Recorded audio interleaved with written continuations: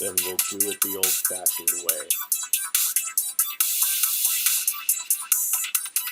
What you're hearing is the sound of music being played on half-broken speakers, approximately 10 inches away from the microphone.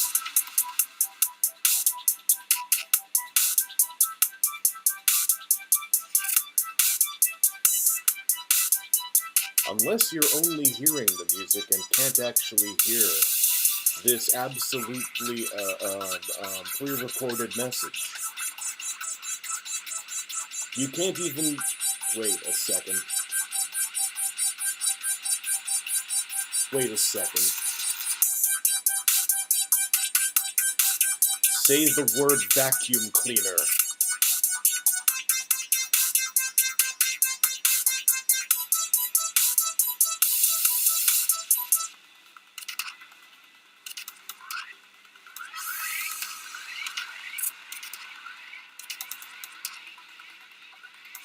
Perfect. What a good setup we have going here.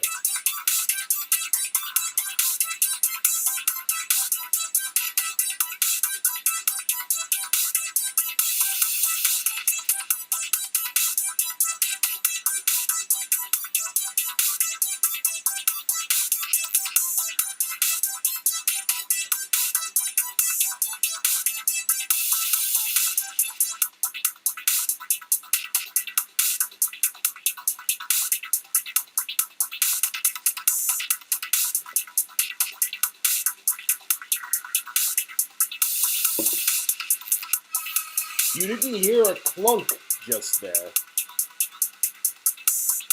Don't be silly. Keep it together.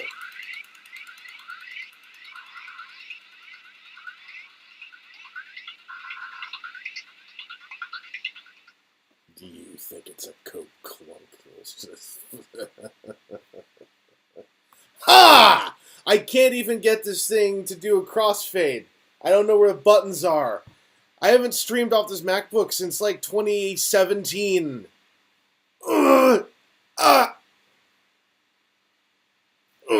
Hi. What's going on? What's going on? Only two cameras. Only two cameras.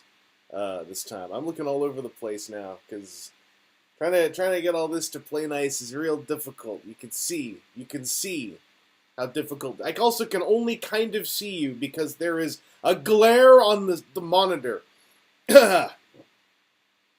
So yeah, it's not. This ain't no Coca-Cola. This is a very hard thing to find outside of British Columbia. I've only found this in Toronto once. This is ambrosia. This stuff is delicious.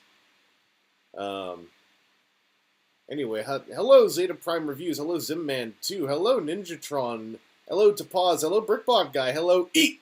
Hello Pulse Animations. Hello Timu Kananen. Hello John Thomas Jones. Hello Ben Walters and RG1 Studios and Hopper Nero. There was someone else up here. I can't scroll up. It's fighting back. I don't even want to try. There were more things in there. What's up, Gookie? No worries. Take it easy. So yeah, old OBS. I tried every single keystroke. I can't get it to crop anything. So I've instead just buried the ugly parts of Windows under other things. That's why there's all this side room on me here that makes no sense. No, I like saying entire names. It's all good, John Thomas Jones. Anyway, I like Zero Sugar things, and this is like all the notes of ginger ale with none of the regret. Anyway, this little stream here, I wanted to do two things. Number one, it's a letter A. I wanted to unbox a thing, shred a box. In fact, we're not going to unbox. We're going to demolish. Well, no, not going to demolish a box. I still have to film it. But it's the kind of box you can open up and then film later. And then I want to go over some of the things I got from TFcon because that seems like a thing to do. And I wanted to know also number 3C. Can I actually stream from here? This is back on the island. Currently, I think the best connectivity is in this dining room. So I'm giving it a try from here. What's up, Chicken Soup? I never been a Schwepticon. Zeta Prime Reviews. My thoughts on Rise of the Beast. Well, having seen the film, I thought it was kind of messed up that approximately at the 1 hour 35 mark, they throw in this massive swerve that kind of like takes the whole... Wait, what date is it? I can't say anything. 2017, those are some hella before times. 3 years ago, right? Anyway, I wanted to go over a few things here. I'm trying to figure out, should we do haul first or should we open thing first? Haul is all in a just a pile next to me, just a pile where I have some leftover food I was eating. It's just, you can see over here what a pile, what a stack, what a grime over here. Or to our left is undiscovered country, adventure. All right, we don't want to go to undiscovered country first. We want to go to pile first. All right. So yeah, I got some things, and since I'm still not back in Toronto, I'm still visiting my mom. I wanna go over them because I've been living with them in my hands for several days exclusively. Open figure, then haul. Oh no. Well, then we got haul, please. Let's do haul first. Let's make the figure an exciting adventure to end things on. Now I've got that all in my head. So I wanted to show some things I got. I mostly bought little things because I went to TFcon Los Angeles, which is in Burbank. That's how it goes with conventions. And I did not bring check luggage, so I did not buy anything large. The reason I didn't do check luggage is that I went there with my mom. If you were at the show and you met either of us, then hi, hello. I'm pulling my hair back because it's heavy right now. We had a 3-flight journey. And given that involved like 2 layovers and the United States, we decided to not do check luggage, all due respect to the United States. We just didn't want to have check luggage potentially go missing in another country, so we just did carry-on. And that meant 2 things. Number 1, I didn't buy anything big or liquid. And number 2, the really cool metal HasLab Starsaber blade that I got off of 8 Epsilon, I realized about the end of Sunday, wait a second, this is almost literally a metal knife. I probably can't take this in carry-on, so I got one of the Ontario folks to take it back, and I'm going to meet up with them, ideally around the end of April at a toy show, and grab it from them there. So I do not have that here with me right now. Oh yeah, I saw all the Toxitron whatever set stuff while I was spending 4 hours in Salt Lake City Airport. To pauses for the best, your luggage would probably ended up in Texas. Yeah, like we got tags. We got the global tag tracker tags in our luggage, but that doesn't help so much when it's also a completely different country, I think. I just didn't want to take risks like that, especially since I was bringing stuff for the Manic Marathon panel, some of which was very dear to me, like my Armada tidal wave. Zimman, trying to watch John Carpenter's 1979 made-for-TV Elvis movie. It seems like more fun. Yeah, I can't guarantee that I'm going to be doing any Elvis songs, but I definitely will talk. What's up, Brickbot? Yeah, the flight situation was a bummer. There was like no other options that we could find that took us to Burbank Airport. I was kind of not insistent, but I was very much cautioning against flying into LAX. And everyone I talked to who lives in the Burbank area said good, basically.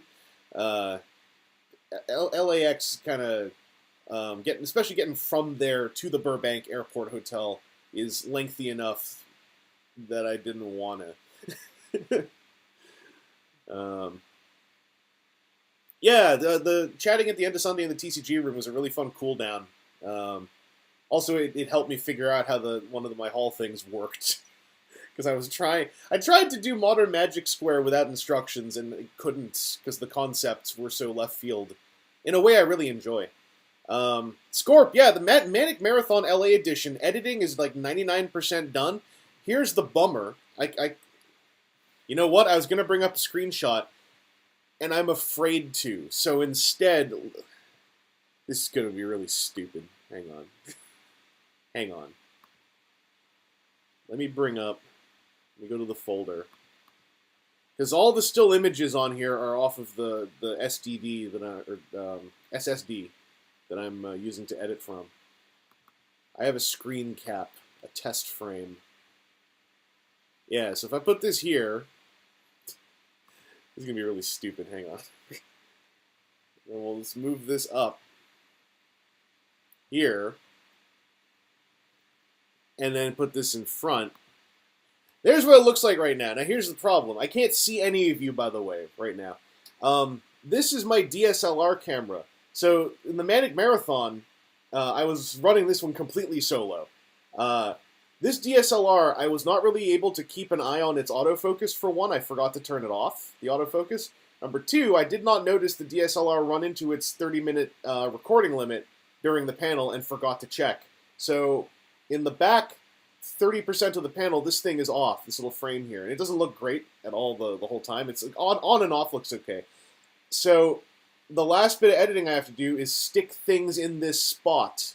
I'm thinking I got to figure out how to get that QR code from my Extra Life page, and I might just put that there for the final. There's an 11-minute block where the spot is blank at the end, and I think I'll put the QR code there.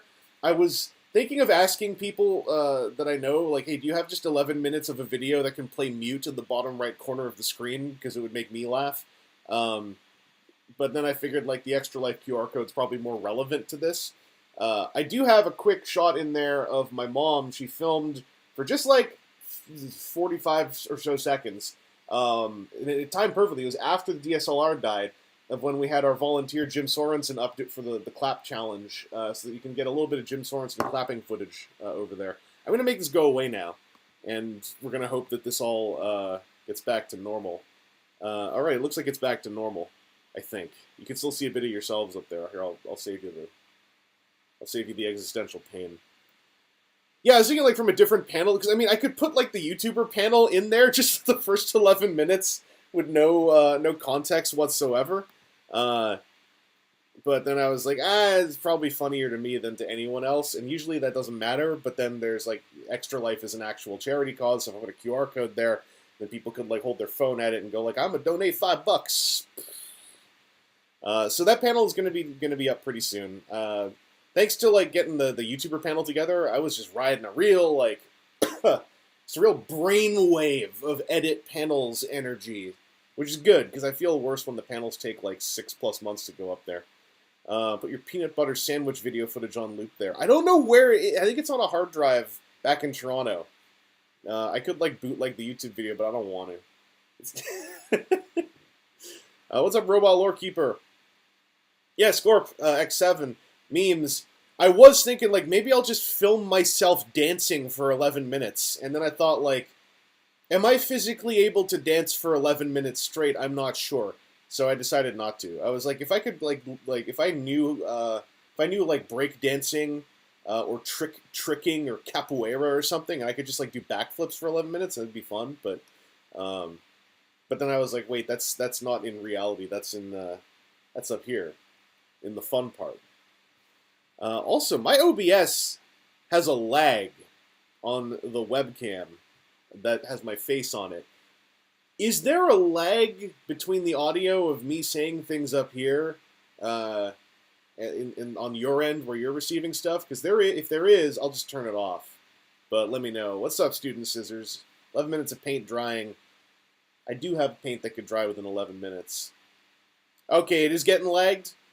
I'm gonna just kill this camera in a second then, because I think that the MacBook is dying from running both. So my apologies for that. So you might see the top of the YouTube chat window, which looks all ugly. So my apologies. Yeah, Sam Welbel, I'm on 2017 MacBook OBS that I haven't updated since 2017. It's in a funny place. So anyway, let's get this. Let's crack this open quickly while we're here. See how this goes. The lag is on my end even, so I'm guessing it's getting worse and worse. Oh, that's fun. Got a little dot of it on the table here. It's got some of that all-natural ginger, so that all natural. So we can cool off the throat as we go. Soda can shredding stream. Let's go. All right, I'm gonna kill this camera. My apologies. It's not like a great shot of me anyway. I almost wonder, like, what if I turn it off and turn it on again? No. What if I delete it and then turn it back on? This is more experimentation on my part than anything else. I'm just curious. Now, I am okay. By the way, there's the ugly top of the window I've been hiding. I wonder, should I just leave? I'm going to leave this going. I'm going to see if that happens again. Oh, wait. It's already happening. This thing, yeah, this thing's getting all super jank. Make you small. What if I make you small?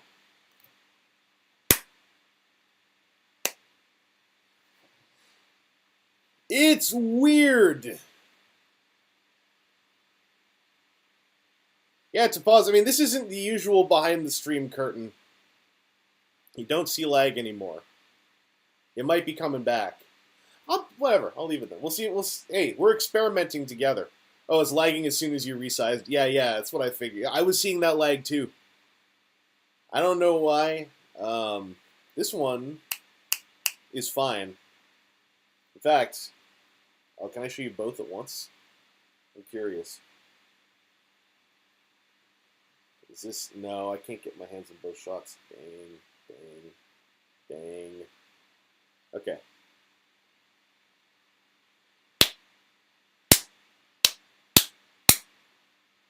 This is not clear at all, what I'm doing, is it?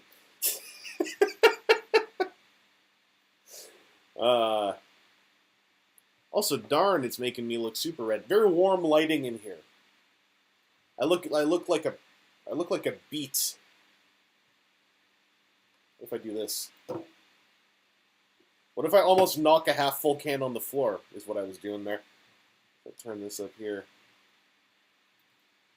That's interrogation lighting. The less clear it is, the more it becomes performance art. Yeah. Let's just roll this interrogation lighting and this like slight time lag. What are video reviews going to be doing in future? Super 7 Ultimate's Bombshell, definitely. Is this how the sausage is made? It is when I'm streaming off of a MacBook for the first time in like 5 years. All my streaming has either been off of a phone or off of a bigger computer. Now, why didn't I use my phone? Because I wanted to know if this would work. Anyway, let's talk about the haul. So the first thing I got is something I wanted to get since the last time I was at TFcon, because I think it was new then. And then I got a deal on one at TFcon LA, so I got the New Age, the Warrior tier, who's also the Armada Evil Robot Force. I liked New Age Darius, and so I got this brain rot where I'm like, well, when I get a Galvatron, I also need to get the Cyclonus, and I need to get the Scourge that goes with it. But these kooky clowns, they haven't announced a Scourge, have they? I went looking, and every photo was of Pit Boss or whatever their Nemesis Prime redeco is. So I don't know where are their priorities. I even went to look at the slides on like Wednesday. So I was like, well, am I missing something? And I went through all their slides and was like, here's a bunch of mini bots. And I'm like, none of these are Scourges. So whatever. I guess I don't get what I want. But no, Nemesis. There was a black repaint of David, which was called like Pit Guy or something. So anyway, this is their little Cyclonus, who I quite like. I think they did a good job with them. I even like the stupid baking paint everywhere stuff, which is my biggest problem with New Age, is they cover everything in paint, and that's all like expensive. Found out where the mic is on the mic's right here. Should be. Wait. Why are you using that mic? I told you to use a different mic. Hang on. says it's using the... Okay, it says it's using the webcam mic for the nice webcam. Whatever. If you can hear me, then I guess that's the important thing.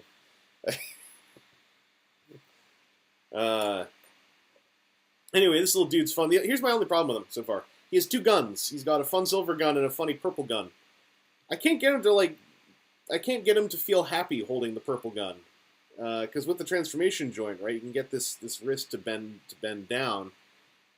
But then, like, it has to kind of be bent like that because there's too much stock on the purple gun and too much forearm where the stock goes.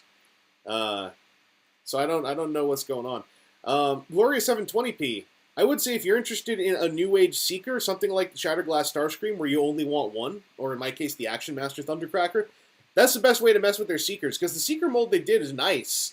The problem is, there's two problems, which both result in it costing like near $100 American or whatever, like 80, 90. If you buy from a dealer room. I also found out that if you just buy from like Chinese retailers, they're way cheaper in comparison. But their Seekers they're covered in paint, and they all come with, I think they all come with a display stand thing that is like part of a modular The Space Bridge diorama thing. But then every single one of those display stands is also covered in baking paint. So I just feel like it's like balloon stuff. And I don't know. It completely put me off wanting, like, it's a good mold, but I was like, there's no way I would ever buy like 6 copies of this. Because that's like buying TFC Hercules at some point. Okay, Griffin, yes, every single Seeker comes with the Space Bridge piece. Yeah, I was just like, it's cool, but then like I looked on the underside of the Space Bridge piece, and it's like, this is clear plastic painted in metallic purple. So this is also covered in paint. And you need to get 9 of them to make them. Yeah, it's cool. It's tapping into a customer base that demonstrably exists, as far as I can tell. It's just, that ain't me. So if you do want to try out one of their Seekers, I think that like Shatterglass Starscream, who comes with like cool swords, or Action Master Thundercracker, who is the best color scheme, like those are the places to look at that stuff. Anyway, this little dude's fun though. So the guns aside, both guns don't really excite me that much, even though it's quote unquote accurate. It's just like, it's a gun. This is like the one that suits him the best. This is the one I think looks the best. I just can't get him to hold it nicely. And he's got spare hands. I haven't taken off the little sprue yet. His hands are actually both on both pairs are on sprues when you open them up, because they come off. You know, they just peg in and out. And I thought for a second, like, oh, do you have to take these off to transform them? But no. You can just see them on the underside if you really look for them. So just don't look at the underside, you pervert. I want to run through the transformation quick, because I like this transformation. The bit about it, actually, that's my favorite, is it does the thing that like you expect Cyclonus to do, even though it is sort of against physics, which is that you make him look like his head's turning into the nose cone, even though it doesn't.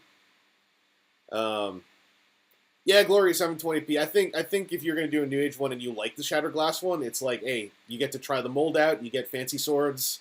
You don't get the temptation of like buying 5 to 8 more of them.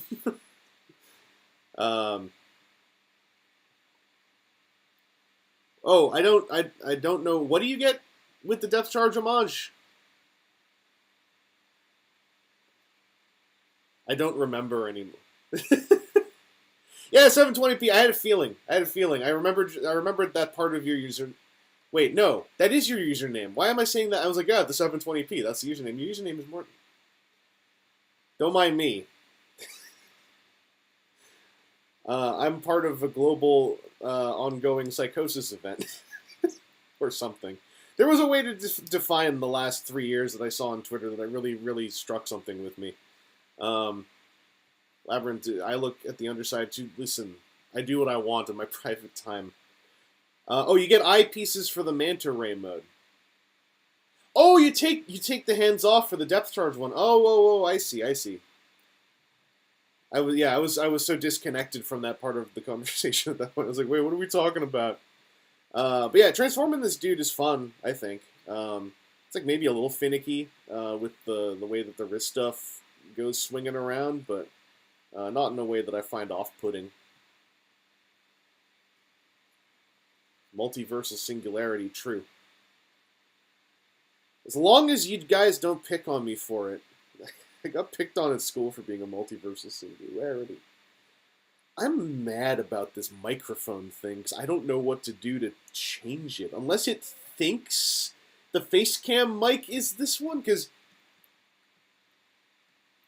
according to my readouts, you're not... Are you hearing that tapping at all? So according to my readouts, you are not.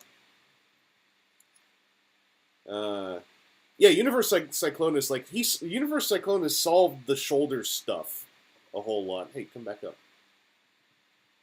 Yeah, you're not hearing the tapping. I'm pretty sure I sound fine. It's just I think I'd sound better on this microphone, because this is a near decade-old face cam mic. Organizing the toy room with beer with evangelist stream. Good job, Shane and Payne. Silent tapping. Yeah, it's clear. It's definitely, this is... I can see on the readouts that's where it is. I literally have told it that's not the microphone. Can I... I remember this thing is finicky about settings, too. It says the C920! What's this? Can I... I'm going to try one more thing. We're on a journey together, and this is part of the journey, is me doing tech. Built in. Now what? Now what?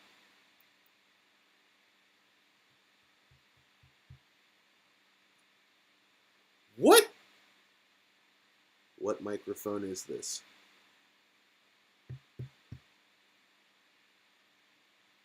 It's still that one. Okay. Nuts. This is the new age Cyclonus. I am obsessed with this stupid microphone.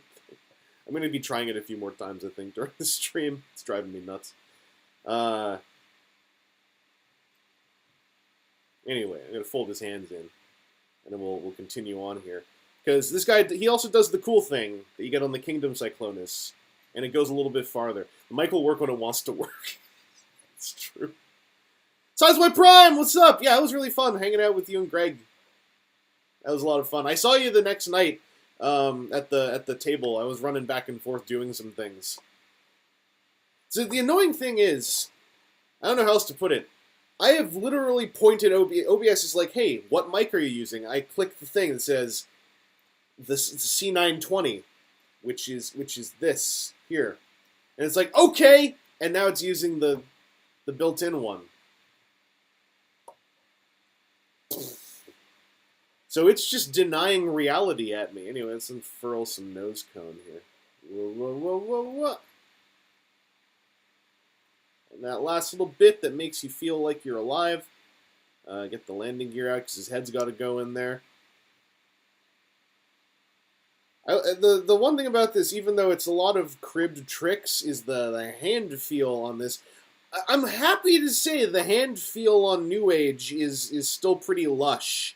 That was one of my small worries when they were moving to this more fans toysy approach to doing things, was like, are they also gonna like stop with all the nice transformations and the nice hand feels from the Datsuns and Monero and whatnot? But they have not. They still it's like they got cool design stuff, and then they also cover it all in paint so it costs more. And maybe the mic is a multiversal singularity too. It could be. They do not have a problem with paint flaking off that I'm aware of. It's more so that they paint everything, so it ostensibly just makes it more expensive, and I wish it was. I only have a few New Age things, though. Darius and a Seeker and this. All my other New Age stuff is from the old New Age. Like their original little Bumblebee and the 6 Datsuns they made. Which, I mean, those have paint, but they, nothing about them feels off. I've stored them in like Ziploc bags. I think he's in scale with New Age guys like Darius. I think also Cyclonus is just tall. He's a big, strong husband for Galvatron. There's also a very cool trick on here, which is the kind of thing I do like a lot. I think I have to slide the feet back first, though. The feet are on like little, slide along a, what do you call it? Slide along a rail things here. So they got to go back a little so that they're up like that. But then you get this like super simple trick, which I'm a fan of, which is the flat back here. It just flips over, and then all the greebly jet stuff formed the inside of the legs. So it's a cool reuse of panel detailing so that you get continuity visually, but then you also get a smooth back of the leg versus a greebly one. I think it's a cool trick. Like you all now, you know, part of our shared language, right, is you're like, the aerial bot trick is coming. It's like, yes, does the thing. I want to say we actually figured out who at Takara Tomy was responsible for deducing the double hinge to replace the slider, but I can't remember anymore. Yeah, Robot Lorekeeper. There's a couple. I mean, like Magic Square Ironhide is just called Ken, which I think is really funny. I do not have New Age Soundwave. The only New Age stuff I have is, like I said, it's Action Masters Undercracker, Galvatron, this, all their Datsuns, the Jazz and Shockwave out of Jazz, and then the original thing they put out, the Bumblebee and the Goldbug. I have the Goldbug, or the Bumblebee and Cliffjumper new 2-pack where they're obscenely fiddly. I have that one too. Anyway, yeah, this so you can tell what all's going on here. Is this just folds over? This clamshell's down, and then also like locks onto the arms. So like it's a good transformation. I kind of come at them for the paint, but the hand feel and the transformation flow from the ones I've handled and from what I've seen is still pretty much there. And this like tabs in here, and then this little, where are they? There's little nubs that flip out here. Yeah, so these aren't little wheels. There's an implied wheel on the front. The rest of them are just nubs. But you get a little landing gear thing. You can chill out. I can't store the guns on him, which I do take a little umbrage with because the peg holes are literally here. There ain't room for the guns to store underneath pointing forward. You can get the silver one.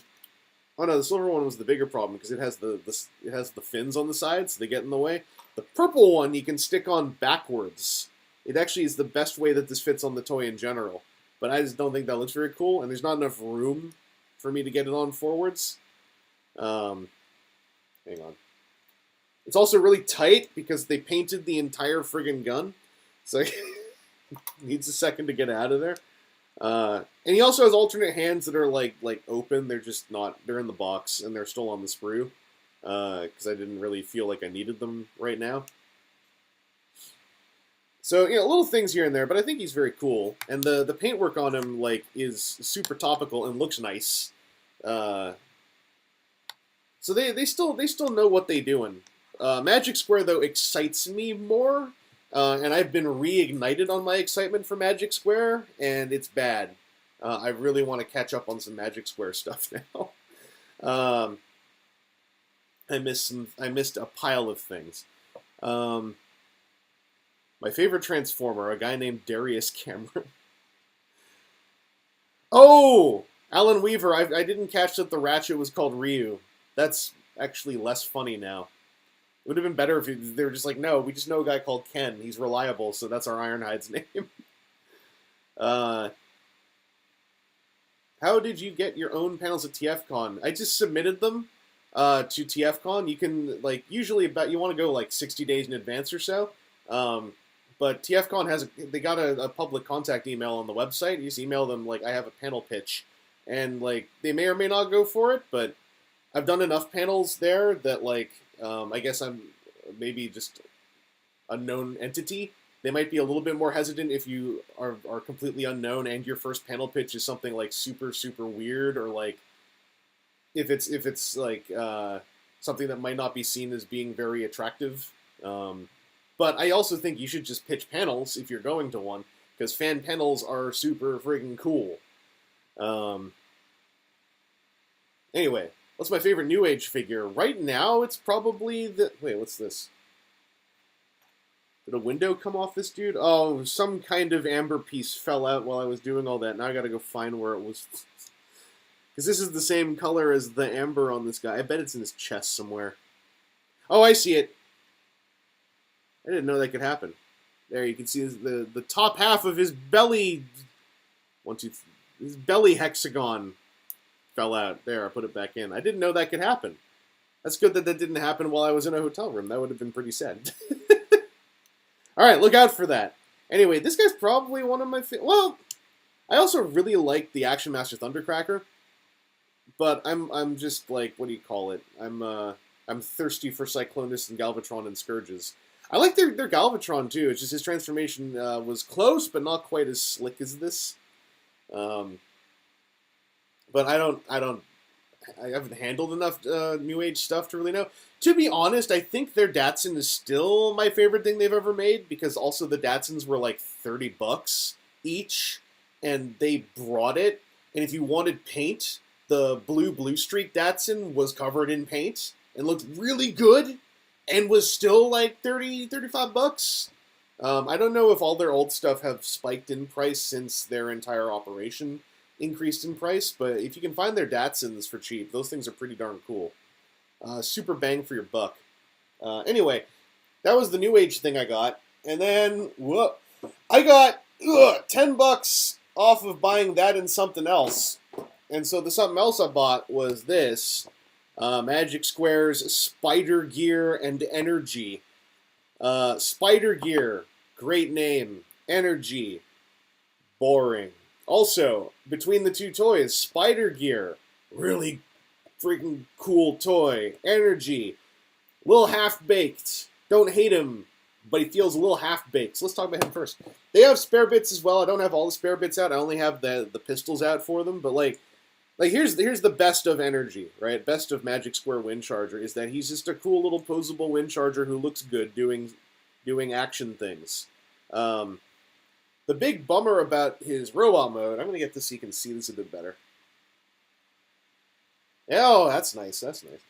So the bummer about his robot mode, right, is two things. Number one, his heels kind of blow. There are these little things here, and you can fold them down. This is the nice part. You can fold them down past where they need to go to help him balance more.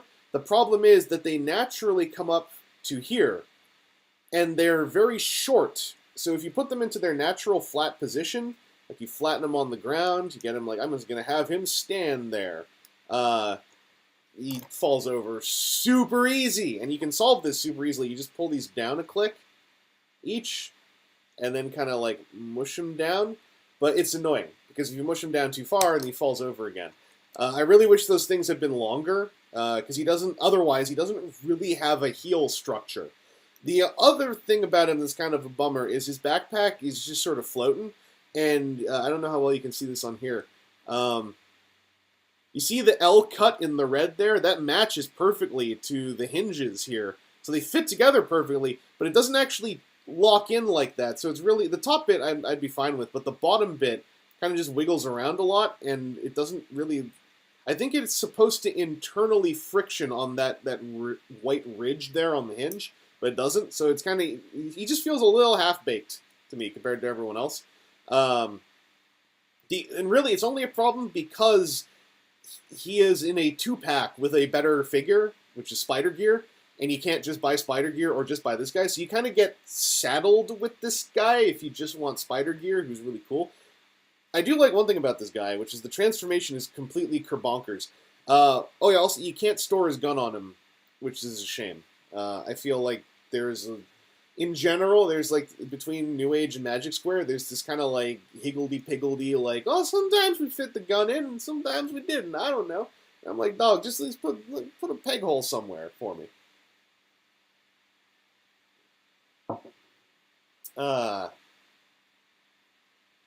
Oh!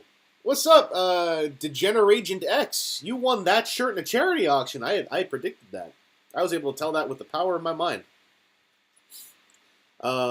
Anyway, transforming this dude, the way I describe this and Spider Gear is they are brutally complex little guys, but in a way that I enjoy. They ride a razor's edge where I don't think it sucks. In fact, I think it's kind of funny to have a Windcharger who is this complex.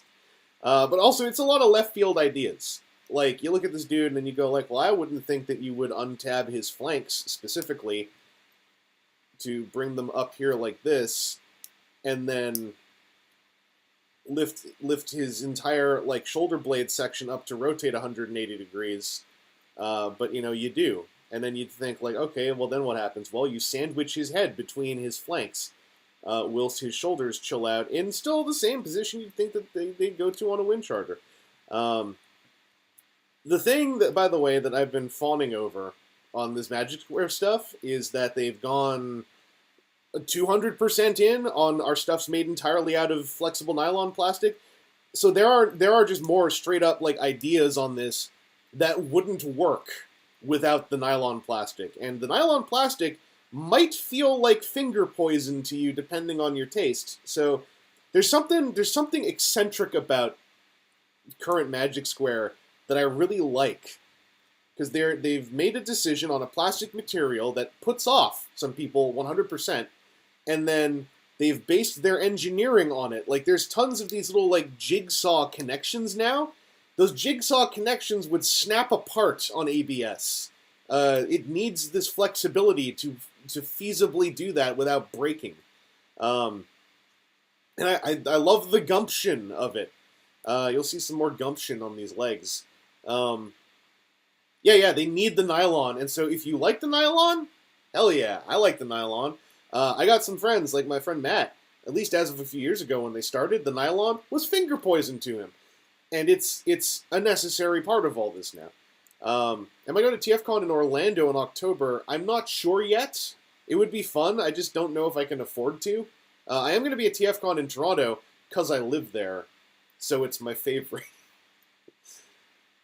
Gumption is a good third-party robot name. And all. Yeah, I know, Robot War Keeper. What's going on with the lack of gumption? You fold these heels up and then rotate these bits around, and you get a... the order on this is a bit funky, and you kind of just have to flex these two panels here, kind of pass some stuff. But you get a leg slider. So he does both something in place of a leg slide, whilst also leg sliding. Oh yeah, it's not the whole thing there, it's this inner bit. There we go. Yeah, like this. And then like some of this stuff down here that was like the bottom of the inner legs is now the back of the car. And then these things. The other thing about modern Magic Square I've noticed is that they've gone in on the X-Transbots-esque, like have a little panel fold out of a big panel thing. But because of the nylon plastic, it doesn't feel terrifying. And on most of these, they have this under control just enough, so I'm not sitting there going like, flippity-doobity-doo, oh, I forgot to get another one out, It's like there's always like one. On their Ironhide, sometimes it's a little bit much, but on all these other ones, it's mostly just been like, yeah, there is a panel that you flip out. And then you can see there again, these jigsaw connections, right? It's like this wouldn't work without this nylon plastic, in my opinion. And then because it's the nylon, it has this kind of feeling when it goes together. And you get this cute little car. And in Windcharger, right? The robot who literally lies down to transform. I think it's hilarious that now his shoulder blades do a 180, and then his flanks are folded up against the sides of his head, and his lower legs like butterfly open. I don't know. I think it's hilarious. So this little dude can't put his gun anywhere. I looked on YouTube. Someone was like, maybe the divot back here can be for it. It's not. It's just a divot. It looks like it has like if something could slide in there with an L tab maybe, but this gun don't have that. I kept thinking I could jam this into his fists up in here, and I did some experimenting. There is specifically not enough room, which felt like they were coming at me personally. If I were to be irrational. Spider gear here though. Here's the two together chilling out. This dude's cool. The only problem with this guy is there's a sliding double hinge on his neck, and sometimes you can accidentally fulcrum his face off because he has a face swap. So you sort of have to keep track of that. He also has storage for his gun back here. It just chills out. It needs to go in with the barrel sticking out like an exhaust port. There's, again, mathematically, specifically not enough room for this to go in the other way around. But I don't mind. But then, like, he's got a little foldy gun thing, straight up with a hinge. It just chills out in the back of the vehicle mode. And I'm like, that's great. Why do you not, you little jerk? And I was sitting here and I was like, it literally fits there, except it doesn't fasten in. And I'm like, damn it. Pretty polyphonic. Hate it when I accidentally pull my own face off so hard not to. Yeah, I know. It's really frustrating. Especially when you're, like, traveling and you can't, like, easily get your face back on. Anyway, Spider Gear. I love this transformation. This transformation is also, for gears, this is ridiculous. But I think it's fun, still. Once you get the hang of, like, what the actual motions are. Just the motions are all very left field and weird. But there's something about the way Magic Square designs left field and weird that I find really, like, I don't know, endearing because it relies on this specific kind of nylon plastic material. It's got just this delightful eccentricity to it. This is like a little extending, compressing bit that uses the rail extender as a hinge. And, like, it sparks a joy in me, this kind of design eccentricity. And it's why I was a fan of Magic Square back when Magic Square was the expensive brand. I don't even know if people remember those days anymore. But once upon a time, New Age was all about, like, still smooth, fun, pocket scale transformations at like $30 a pop, 30, 35 bucks a figure. Whereas Magic Square, you were paying closer to 45, 50 per figure, but you were getting these incredibly, like, artistic almost transformations. So Magic Square was like the premium one, right? How the tables have turned in the years since, thanks to the advent of baking paint. Anyway, there's a whole little bit here where you gotta get this bit up, and it turns into like a little lump that lives in his back. We all got one of those, you know. Gotta get these arms out of the way first. They're in the lump space.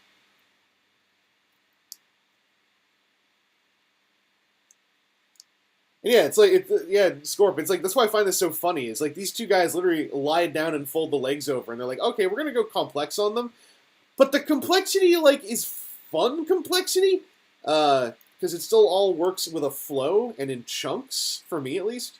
So, they figured out how to do funny complexity, and I enjoy that. What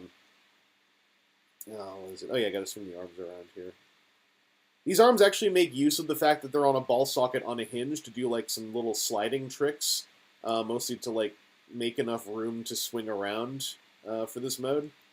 Oh, right, I always forget. You fold these things in first. Or he just has these flaps chilling out in robot mode, which is fine, but they got a space to live back there. They gotta shrink that little rail connector down, and then you got a funny little gears. You gotta fold his arms around, put his hands around. You don't have to do all that hand rotating. I just found there was an optimal position where they were pushing against the insides of their chasm the least that way. And then the other funny part is you get a gears, right? This whole big silly head, and he's got an ab crunch. He's got ankle tilts, so you can have this like dynamic action pose for gears. And it's all like slightly Yamaguchi with the pelvis out, and it's like, what's up? I'm Gears, I'm here for action. It's like, you've never done action in your entire life, Gears. Who taught you how to do this? Some call it a spine, but we know the truth. Correct.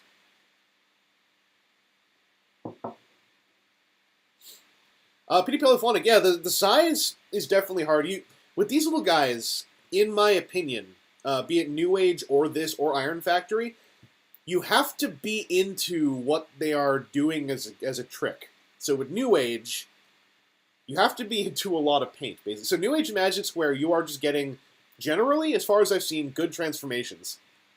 But you got to be in the New Age. You got to be into the paint. On Magic Square, you got to be into what you just saw, like some kind of, you'll see probably better examples in a sec on Ironhide and Mirage. These two I would say are not like top tier Magic Square, but they're just kind of fun. I think it's weird that they were a 2-pack, but you got to be into the transformation end of it. With Iron Factory, you got to be into the aesthetic and their form of transformation, which is like, it's almost like the transformation is an accessory versus like a full part of the figure, and instead you are getting a chunky little guy. it's hard to say because from remotely they look just like they're expensive and also small. Iron Factory, I would say they have some less expensive figures like their Huffer or Pipes, like that like $30-ish price point. One of those, picking it up just to give it a try, it might be fun. With New Age, I would say if you can get a good like under $30 deal on one of their Datsuns, that could be fun. With Magic Square, you probably gotta go to one of their slightly more expensive ones, like $30 to $50, depending where you order it from. But I would say for them, I like their Mirage a lot, but their Mirage might be a lot to deal with up front. Their Ultra Magnus is actually pretty darn cool. I really like their Trailbreaker, if that's still kicking around. Also, Iron Factory, yeah, Griffman, Iron Factory Samurai series is like a almost separate line that is so designer. I really like the Cyclonus I have from it, who just also happens to be their Cyclonus. But that line is also extremely designer. Like, you are into the thing it is doing, or you aren't, if that makes any sense. Huffer also got an affordable re-release recently with more paint. I saw there was like a Magic Square. Magic Square have these repaints of their old things, which have an A on the end of the number, where they added more paints, usually shiny or silver paint to them. And some of those two-pack, like they have a 2-pack of Inferno and Grapple that looked pretty affordable. Magic Square also sell direct off their own website, which is a thing that's worth taking a look at. I just found that out like yesterday. Anyway, I should talk about my personal little fave here. Magic Square's Mirage, who also has the best crime name ever, Shadow Master. It's too much for him. But yeah, the Magic Square stuff. I will also say I've seen in the TFW threads reports of the QC on these being up and down, but I genuinely am not sure if that's people who just are not into or entirely aware of how the nylon plastic works. So it's like, I don't know. It's hard doing research on Magic Square because a lot of the discussion threads, I'm never 100% sure if like, it's really mean to say it in a certain way, and I'm trying not to, but I'm kind of like, some of the feedback, I'm like, is this feedback correct?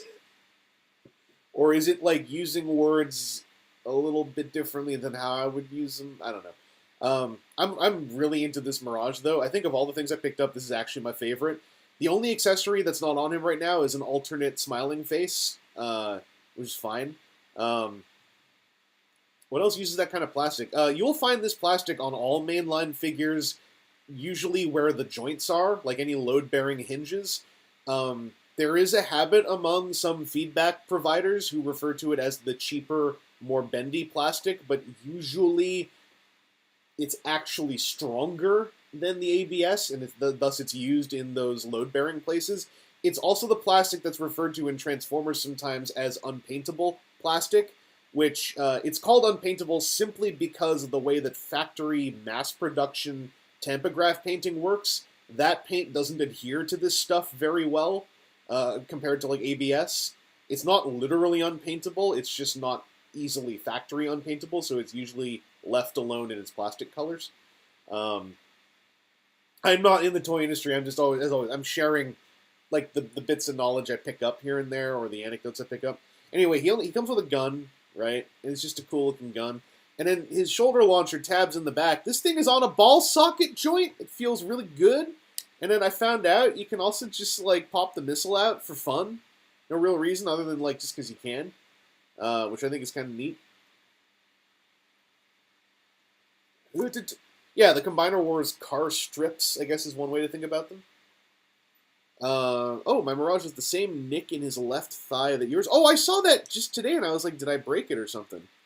Yeah, you can see that over here. There's like an uneven nick over here. That might just be from the mold. Yeah.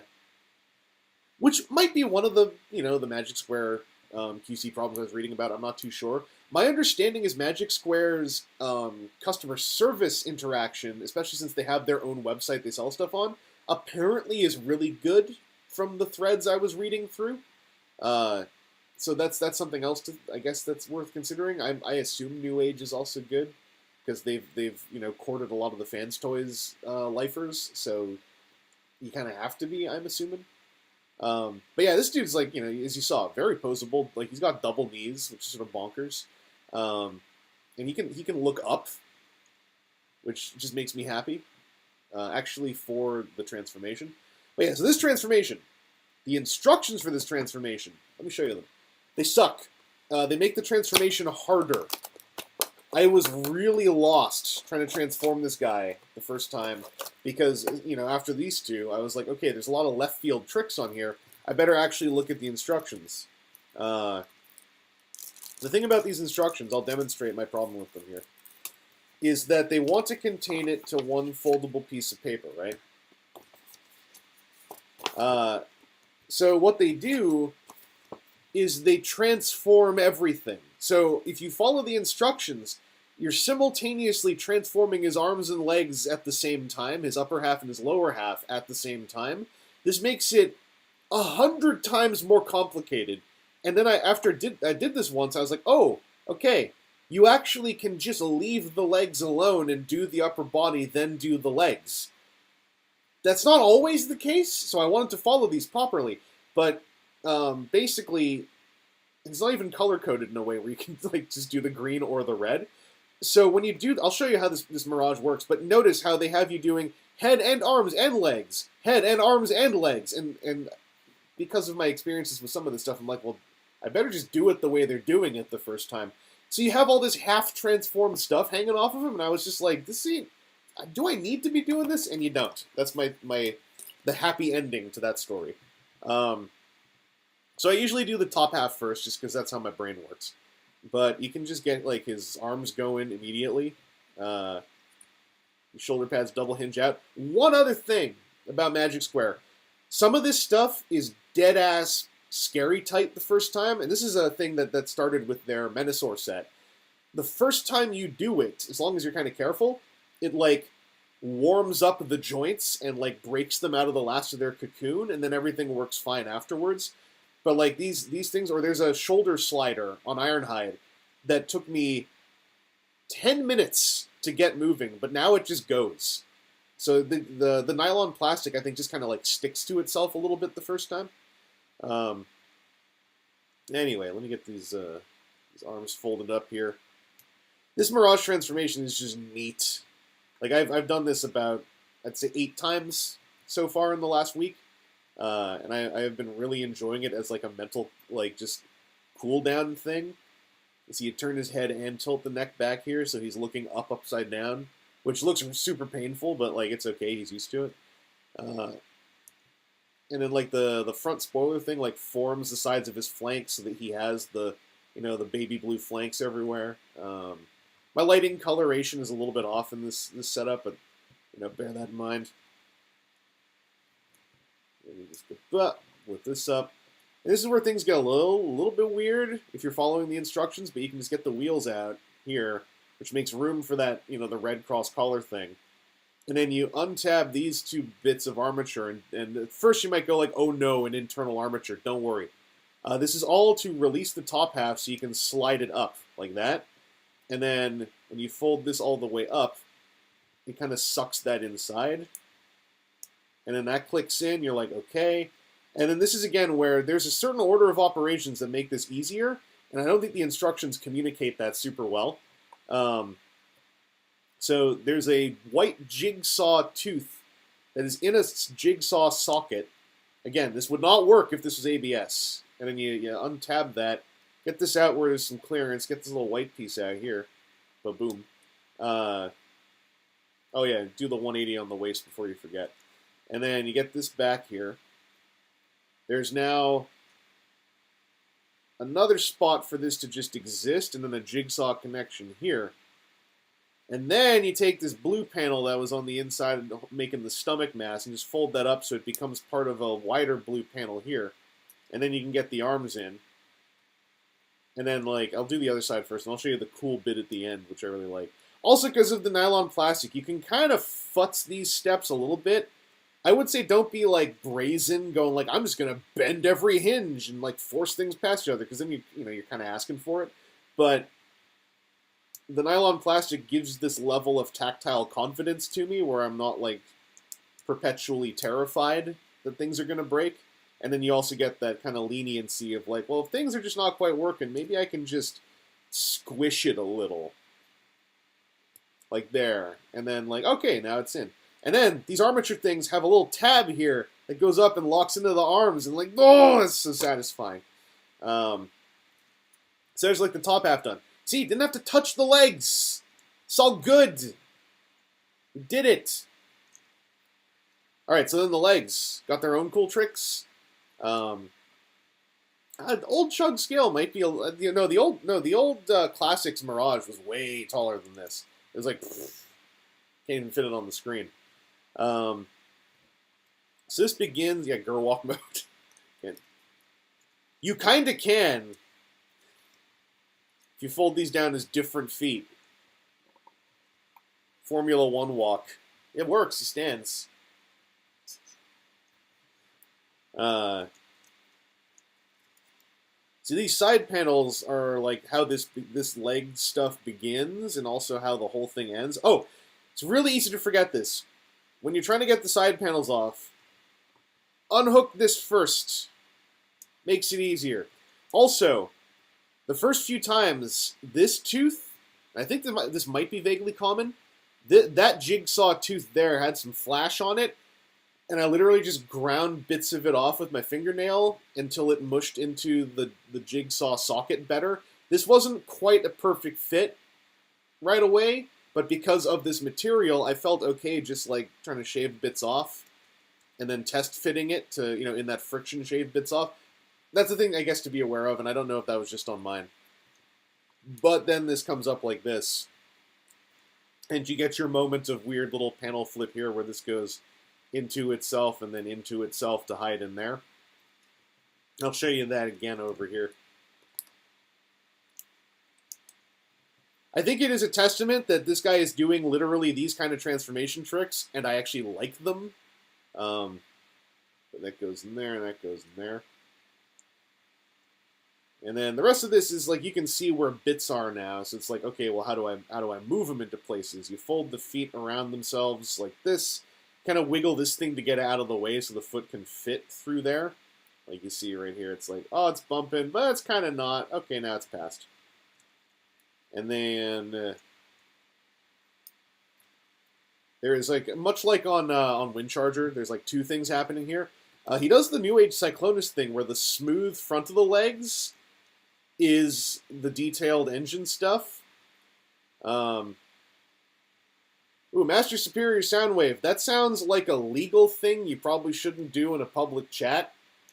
And or you've got like weird Trojan wear you're trying to foist on people. So I just hold off on that if I were you.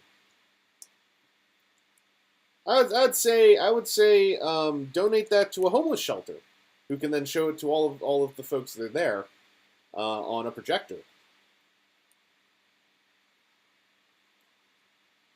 Anyway, this stuff all comes together like this. You fold little engine block things out there. And then you slide this thing up here. I only have major suspicions because free HD new movie is like literally trying to search on YouTube for anything about a movie that came out. Oh, you're trolling Don't Tell Chat. Okay. Don't worry, no one could see that. No one at all. Anyway, the last hardest bit of this.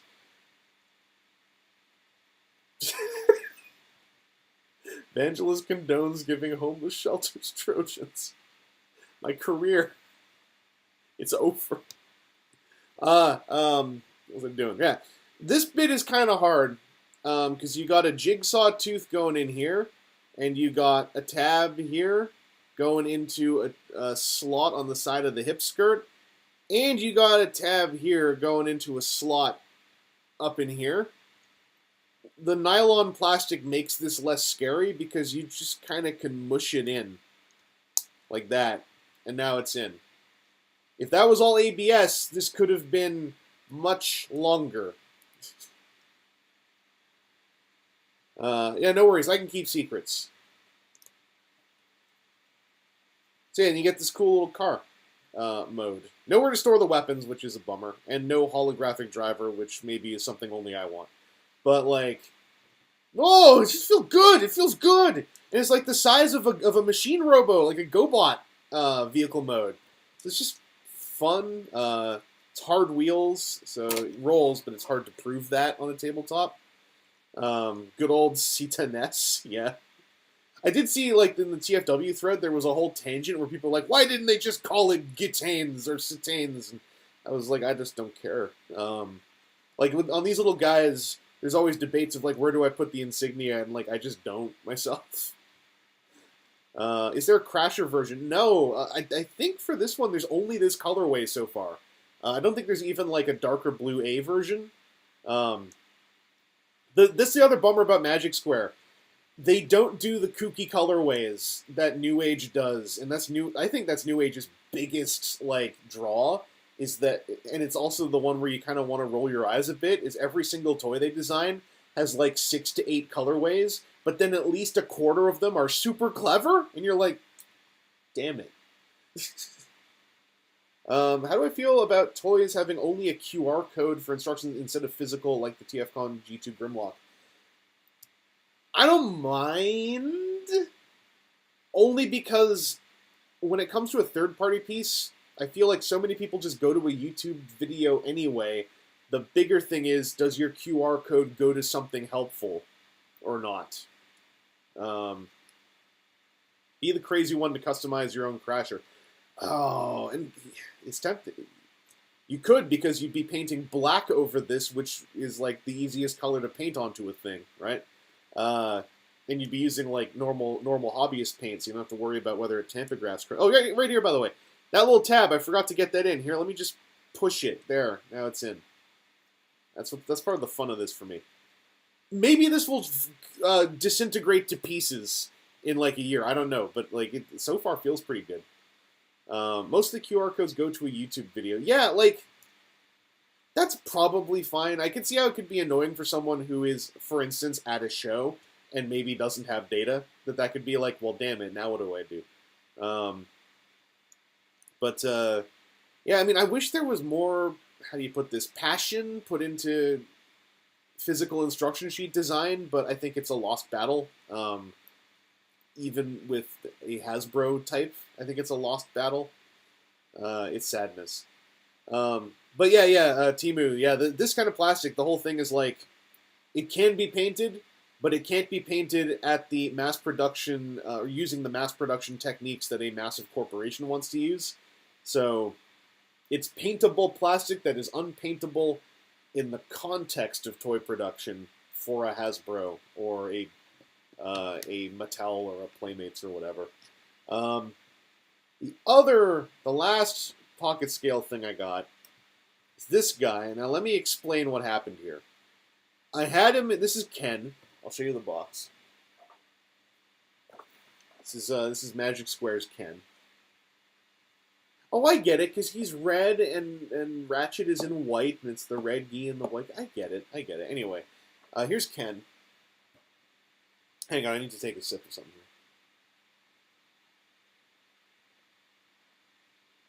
here. So, I didn't put that... Okay, this time I put it there. But the first time I put this here, he was in van mode, because I noticed, oh, there's a hole inside the van, and it seems like it fits the pistol really well. This guy comes with a bajillion accessories. So I was like, hey, it's pretty cool that you can fit the gun in. So I was like, I'm going to leave it attached and see where it ends up when I turn him into a robot. And then this happened. And I was like, well, you got me, Magic Square. You actually jump scared me with a little dingle dong sitting down there. Well, there's nothing on his crotch. You're seeing things. But you can, really, really get into it. In fact, it's a bummer. His legs only go back that far, so you can't get into like a full Yamaguchi pelvis thrust with this thing attached, but he sure can look really like, oh, it's going out of focus. The camera doesn't want to look at it. Well, too bad. You're looking at it. Prime, I came to help. I don't have the audio clip on this computer, so we got to do it somewhere. Good old Zort. The hole on his back works just as well for alt mode, but it's less fun. Are you serious? I didn't think I could store... I didn't see that when he's in alt... Hang on. Let's remember that one. Anyway, this Ironhide's also just pretty darn cool. He's really articulated. Like they went for it, kind of like with the Mirage. You can have like super action Ironhide. His head can like look all the way up. He has his like jetpack thing too, so he's can do stuff. He's got a whole pile of spare hands that are apparently downsized from the second Magic Square Optimus Prime. He's got a spare face. He's got like piles of hand options. He's got a little radar dish thingy you can stick in there. No, you just ripped it off on stream. That's right. Don't cross me, or I'll bring you on stream. I'll let you pose, and then I'll tear it off violently with anger. Confidence mode is better. Well, now I want to know. I never thought of putting it in that hole because this hole was far more obvious. That did not sound like that in my head. I knew about 75% into that remark, I knew what was happening, but I was like, well, we're here now. It's too late. Let's just finish what I was saying.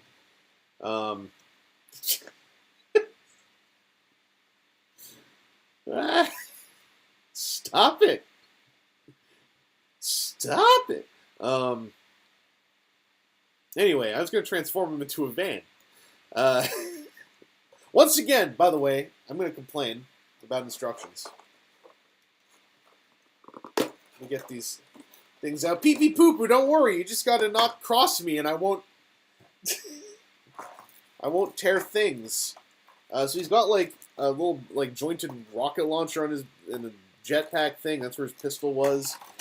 So they had 3 spots in the tray for accessories, and then just a bag of all the smallest stuff in here, which I haven't really opened yet. I saw a video of how it works. But he also does that thing where the instructions are like...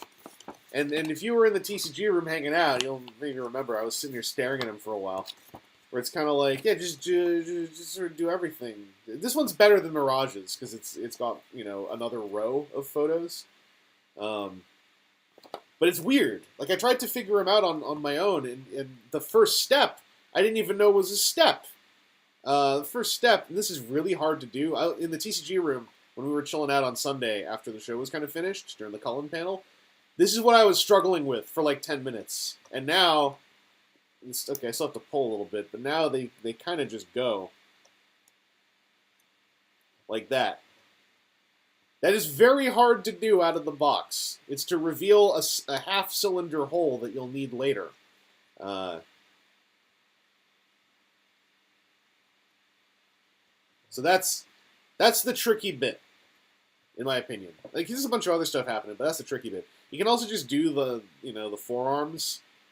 And this is where, like, yes, he is a little bit visually panely, but I feel like none of it is floating around so much that it's annoying. See, he's got folded glass in his forearms, and that's where all the gas comes from. It's glass gas. That was Cliff Jumper's thing, wasn't it? Whatever. None of those superpowers mattered in the end. They forgot they had them. So yeah, that's how you get the windows on the forearms. The QR code instructions were basically the same quality as any other Nazi instructions. Damn it. Hang on, I'm going to raise this up a little bit. Ignore the mirror image back there. So you get this to come up. And this is where I got a little bit lost once. I kind of figured out my own path through here. You fold these bits out. And then you can immediately fold those bits out so you don't forget about it later. And now you can kind of see, like, there's where all the windows went, right? This is Ironhide going like, don't look at me, I'm getting dressed. This is where you also got to rely on the nylon a bit. Just kind of like scooch that past, get this going up. But once again, you can transform his top half, and then you can transform his bottom half. which I really appreciate. I like flow like that. Also, you can just identify these like large hinges everywhere. But then, hey, you know, lesson to a lot of Ironhides. And these hinges, the hunk of hinge ends up on the inside of the van, not the outside of the van. Hey, good for him. A QR code going to a PDF does kind of make me go like, look, dog, if you're gonna do this, just print it. Unless it's really saving a lot of money, that might be the case. I don't know. Oh, I totally see what you mean now. Hang on. My one thing with Ironhide is actually that a lot of his panels don't lock together enough, but I'm having looked at him for the last few days, I'm also not 100% sure where and how some of the extra locking could happen. Damn it, it's right there. I got owned by Ironhide for no reason. You can't just... Well, that... Ironhide was... Oh, okay, I gotta do it the other way around. I gotta do it the other way around. Ironhide was all like, yeah, you got it. Oh, no, you can't. Hey, it doesn't fit in here perfectly. It bumps things. It bumps things. My way is better. Free balling it is a better... Whatever. That block engine I didn't. So this can go down like this. Hello, not so, Alex. This thing actually tabs in two places back here, which is kind of nice. And then you gotta fold this down and rotate it like that to get full clearance. And this is what you revealed on here was for these hinge chunks to have somewhere to secrete away. But technically, I find this a bit easier if I leave these open because there are jigsaw tabs that they can close over, and I feel a little bit better about doing it that way. Anyway, the legs are also kind of cool. And I always forget if I have to do a 180 thing on this. No, I don't. Okay. So with the legs, it's like a super smooth Ironhide leg, which is really cool. And then obviously you crack it open and there's bits and pieces everywhere. But I think it's a satisfying process nonetheless. I always forget how this starts. Right. There's like a little bit of friction from this lower bit here that you gotta like uncatch. And then this bit up, there we go. And you can see like, oh, that's what's going on in the legs, right? So this thing is on like a little extendo hinge, almost entirely to make things easier for you, which I appreciate. And we're coming up to the bit that's really easy to forget. First I'm going to rotate the foot around.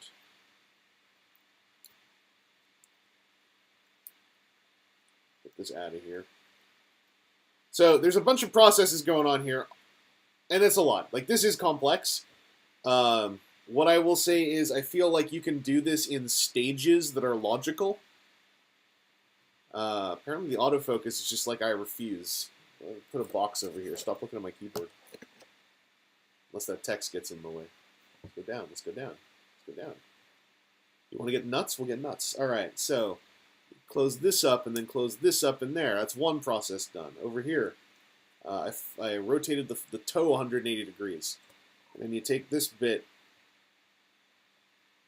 close that up like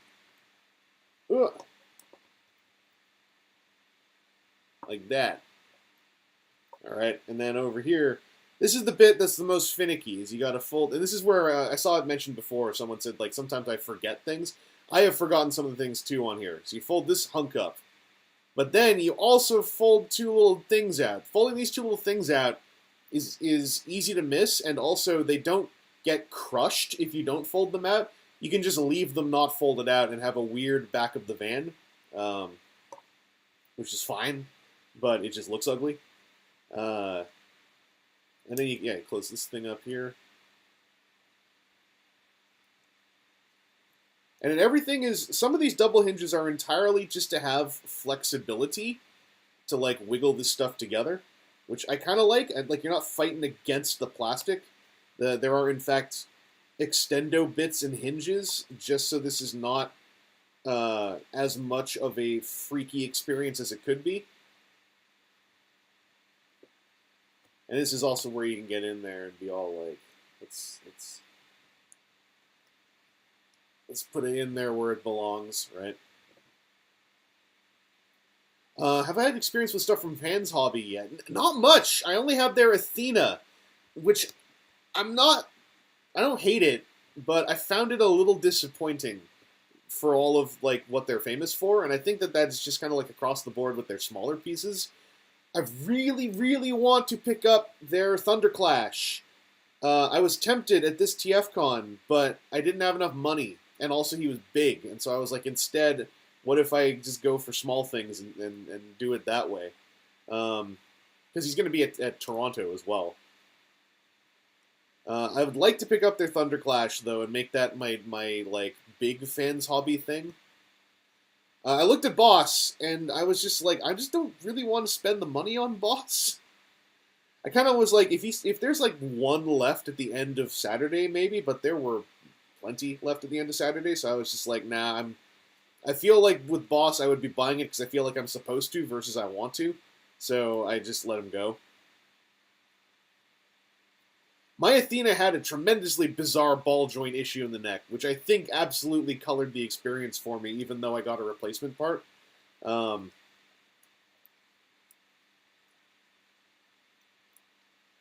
you know, that happened to me with Unique Toys Orden as well, like having to spend a year getting replacement ratchet parts. When I finally did, he works, but I was like, this has been such an ordeal, I just don't want to think about him again for a while. Even though I kind of like him. Alright, so now you can see how it's like top half, bottom half, right? So the instructions are like, no, just close up the top half and fold it down. And I was like, okay, you can, but I see all these jigsaw connections. I would rather do it a little bit more carefully because, as I said before, I kind of wish that the windows bits could hinge or tab together a bit stronger.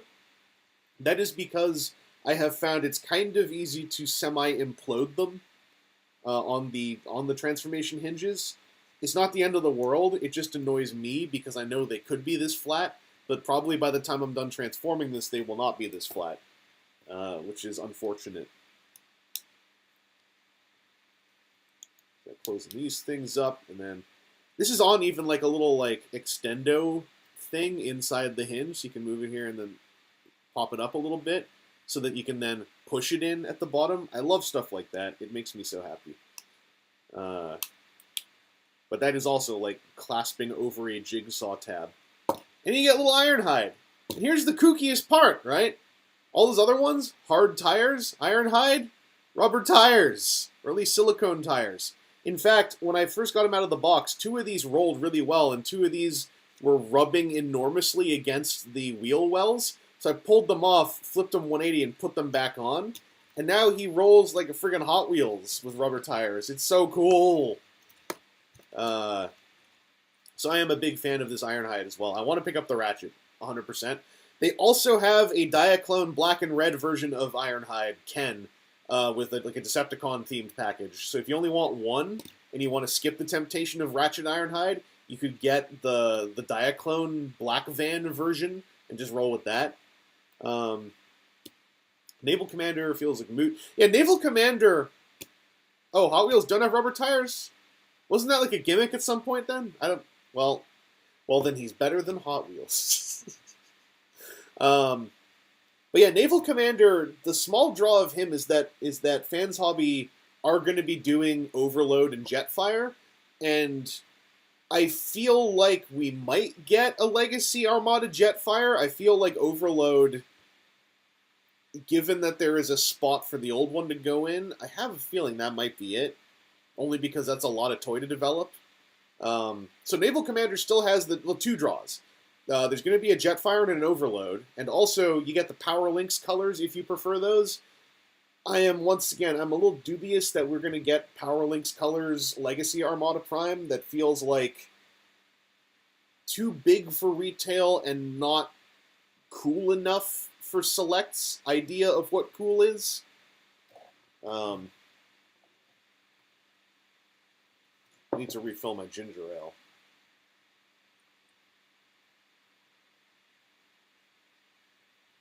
Oh, dang, to pause, you had a misassembly on the black version of this guy. But the customer service was good. Hooray!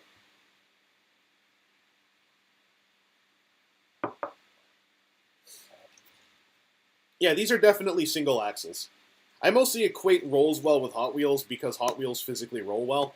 The only commander that really got repainted was Jetfire, right? Yes, and that was for Shattered Glass. For Armada Optimus, I'm just not sure where they would do Power Link's colors if they were gonna. Now, I don't think it's impossible. I just think it feels unlikely to me right now.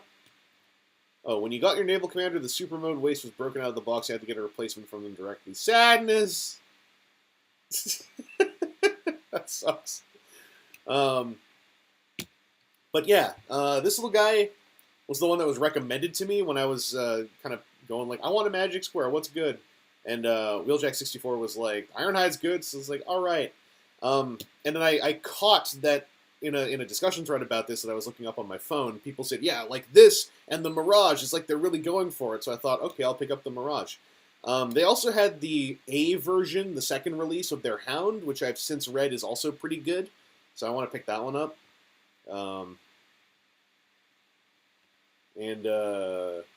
Yeah, that's about like the Hound and the version 2 of their Optimus I would like to pick up because I love the version 1 of their Optimus, and I kind of want to have both because I'm a weirdo. I want to get their Megatron because they just stuck with their guns on that one. It looks like the 2022 version just has like flat, glossy, normal, non-metallic paint on him, and they sell him on their website, and he seems really inexpensive. So there's a bunch of stuff that's tempting me with Magic Square. New Age, there are stuff that the stuff New Age does that tempts me, but it is not priced in a way that makes me excited. So with Magic Square, I'm kind of like, oh, this looks really cool, and also, if like especially now that I found their website selling some of it, it's like some of the stuff is like 30 USD, and the shipping ain't terrible if I get a couple things. Like I don't have the money to do it right now, but as a long-term like buy some fun tiny toys things, or as a long-term buy some fun tiny toys thing singular, it's on my mind.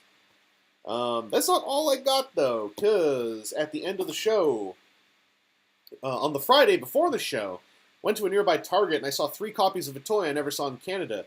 And then at the end of the show, I went back to that Target because someone found Origins Jazz there. Someone found Origins Jazz right next to TFcon, so obviously they were gone within 24 hours. But I did pick up Blitzwing, who I've been messing with off and on, and I've been fairly rather enjoying him. I have a broken piece on him already. I don't know how common this is, but one of the Blitzfinger knuckles, literally the hinge cracked while I was trying to pull this back out of this box. It's this one. It's the tight one. The Blitzfingers, I know this is going to be saying something that's like, yes, 2 + 2 is 4. I found these really disappointing as someone who was excited about them, because I have trouble getting them to mount on his arms. One of them cracked because one of them is loose inside, the other one's tight inside the box. They just don't seem to actually work. And I was into this concept, so that was kind of a bummer. In fact, his sword and his 2 guns, all of his accessories I find either boring or disappointing. I just kind of like transforming this guy a bunch. I know there's a whole thing about like, oh my god, he's got a hump in one mode and just a big butt in the other. I don't really mind that much. I kind of like transforming him. I think they got a really cool flow on this guy. Oh, super chat, thank you, Mayoral Fabrication. I did find one thing at Blast from the Past, which I got to show you. But yeah, the Blitzfingers, they're all bloody red translucent plastic. So TJ was all like, "Who could have saw that coming?" It's like, it's true, because the thing that cracked is a metal pin shot through 3 pieces of translucent plastic at their thinnest points. But the other one felt really good, the one that didn't crack. It's almost like the 2 Blitzfinger hands were like different molds in a way. But yeah, the missile pods as a tank is like the only way that I found them to actually really work, because I can get them to stay on here, but you have to take the hands out, which now feels really ugly and dangerous on one of them. So I'd rather leave them in there, and then they peg onto the tank turret, and it's all good. I don't know if y'all have seen how this guy works, but like, somehow he's too big for this view that I've got going on here. It's pretty straightforward. I am really into having a straightforward Blitzwing triple changer. Oh yeah, Blast from the Past, most of the animated stuff was gone, but they implied, if I understood correctly, they still have like multiple bins of Derek's stuff that's just loose, that they haven't even really looked at, that are like upstairs. They just pull out like the expensive bin and one of the loose bins when people come in there. Did I get any of the COD exclusives? I did not. The Fans Project Dinobots, I already have my optimal setup for them, which is the Diaclone colors with the Transformers colors weapon Transformer partners, and I sold the Transformers color versions without the weapon partners like years ago. So a G2 colorway just didn't really catch me that much. And then Boss, when I looked at him in person, I just didn't really get excited. So it felt like a really easy way to basically, instead of Boss, I bought New Age Cyclonus. It just wasn't really catching me. So it's never a bad thing when at-show exclusives kind of like bounce off you, because then you don't have to buy them. But yeah, it's basically like there's this whole like hunk down here on a double hinge, and then you just do some fiddly stuff up here with these things. And like the arms do a Cyclonus trick, which is super logical for a Blitzwing. Oh, Scorpio, I've blitzed since January. Yeah, this guy's fun. I will say he is sort of a bummer that he's leader priced, because I found all of his accessories to be sort of either flat or disappointing, and it's unfortunately that's sort of where some of the value proposition of that leader price is coming from. So I'm like, that's a bummer. But I still have like a fun triple changer out of it, like some hand candy. So I'm not mad, but I don't know why like the sword and two guns are not doing it for me either. I think it's because like none of them feel natural when they're stored anywhere in either alt mode. They feel very invasive. You know, like they're not supposed to be there.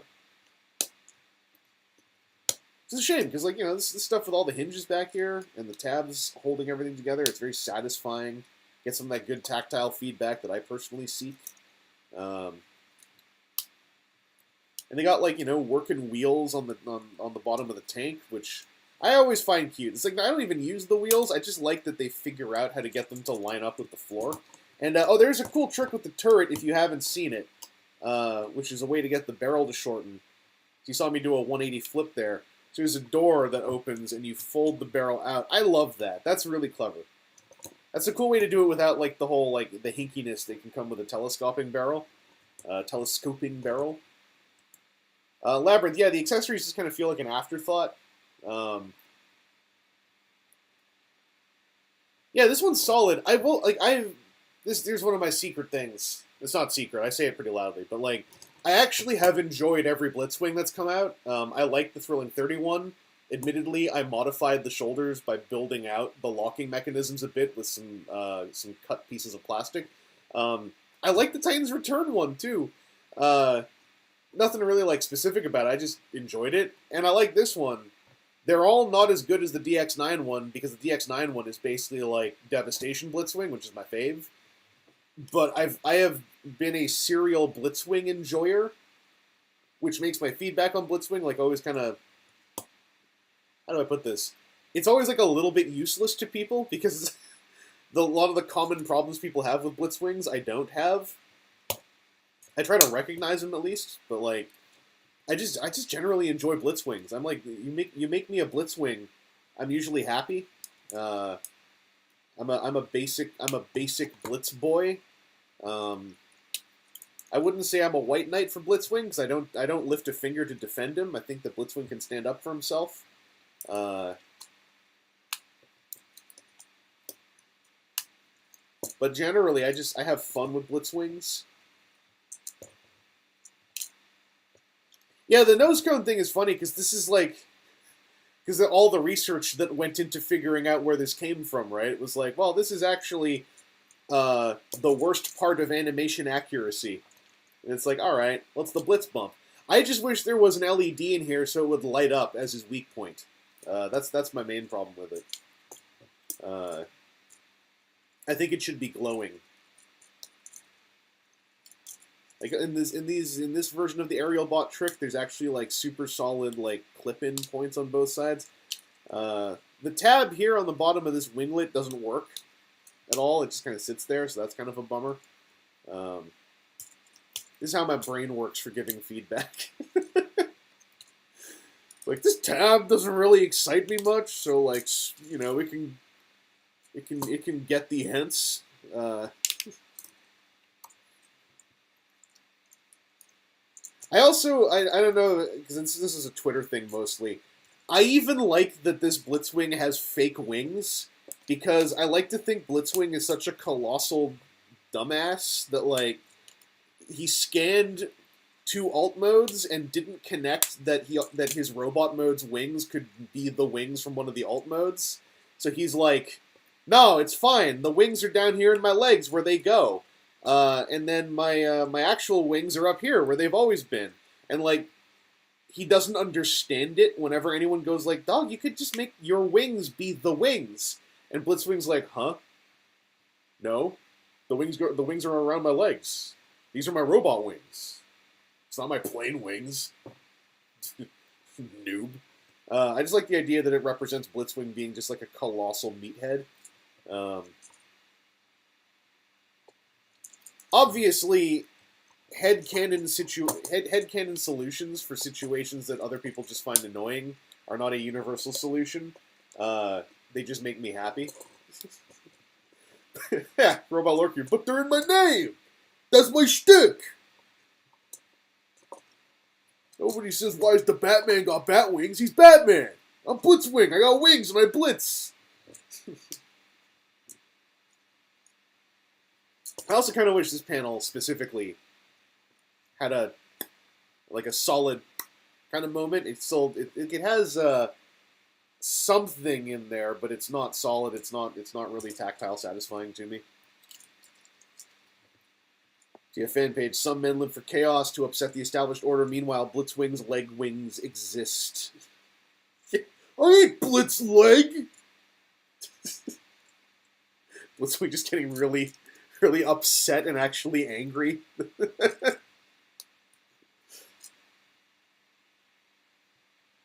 Blitzwing in an internet argument with Starscream. Imagine making your alt mode wings your actual wings. What an Autobot solution to a Decepticon problem, am I right? Starscream's just like, never talk to me. I have told you.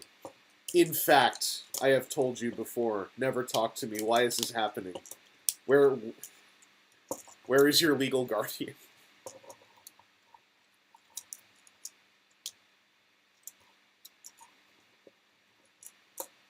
Yeah, you get this meaty, funny-looking guy, and I'm kind of happy with him.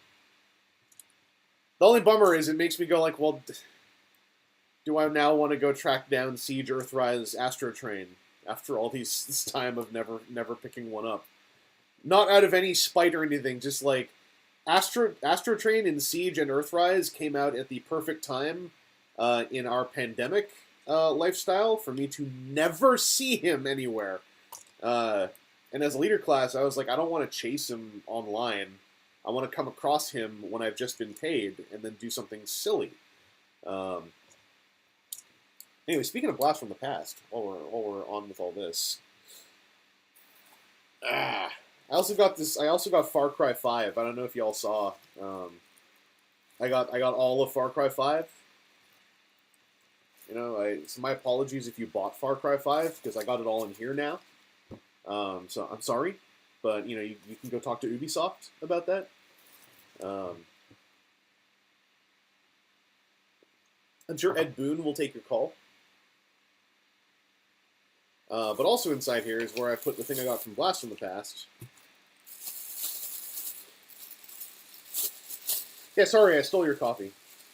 Sorry. Sorry. I got that bag in a loot box. I'm happy you have it now. I'm happy too. It has all of Far Cry 5 in it. Like, literally all of it.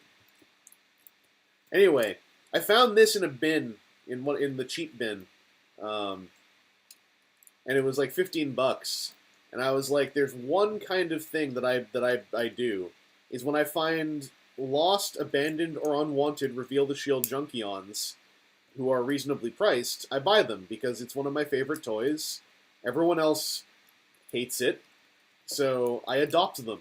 And so, you know, assuming this is Derek's, because it was in the Derek bins, I was like, well, if you ever got rid of it at some point, then I probably would have been like, all right, well, I'll take it off your hands. So, this is my Derek toy I got on the spot. They got me a sticker. They had a whole bunch of these stickers.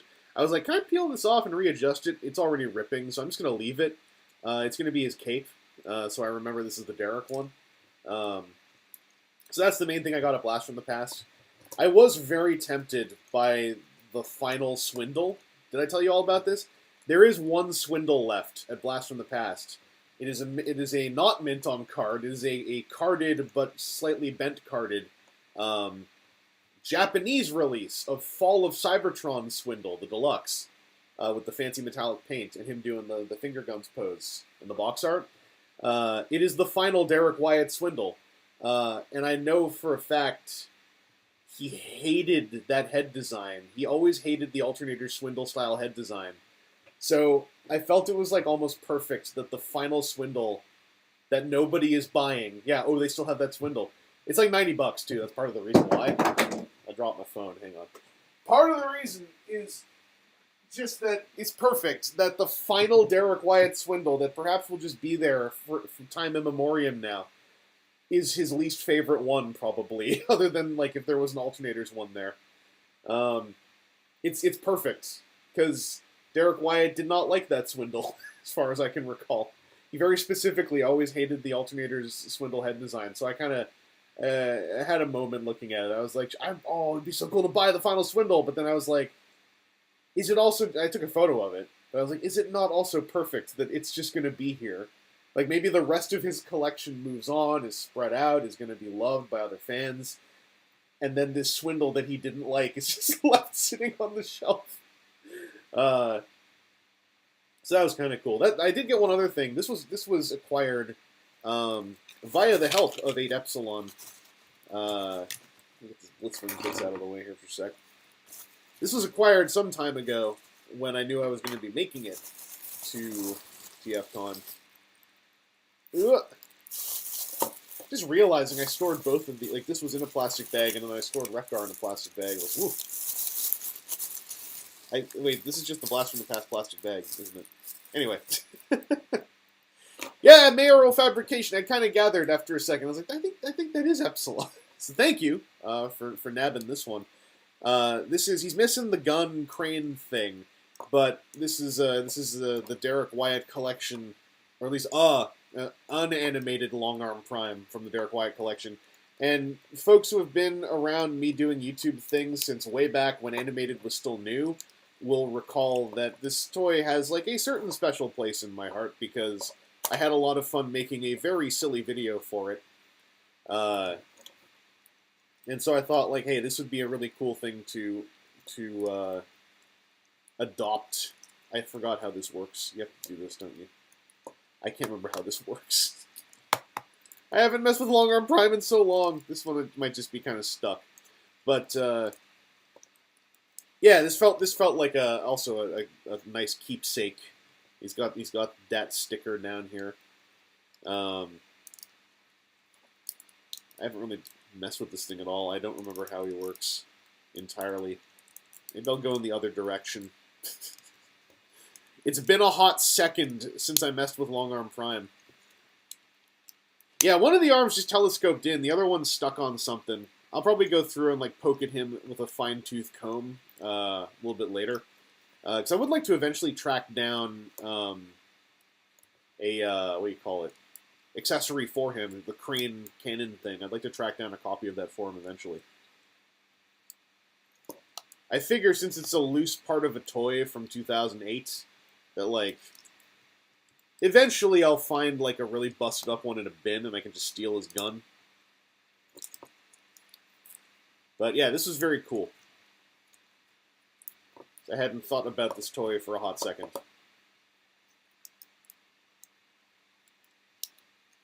It's still wild to me that this actually does the transformation. Yeah, look, it's everyone's friend. It's Blur's buddy. Woo! Anyway, yeah, these were the Derek Wyatt things that I picked up. My mom picked up. They had some of the activators still. My mom picked up 3 of the activators when we went there on Monday. So between the 2 of us, we have a number of Derek Wyatt thingies, and there may well be more like weird loose things chilling out in bins there for some time to come. So that was kind of cool. I need to clear some space on my left now. Ugh.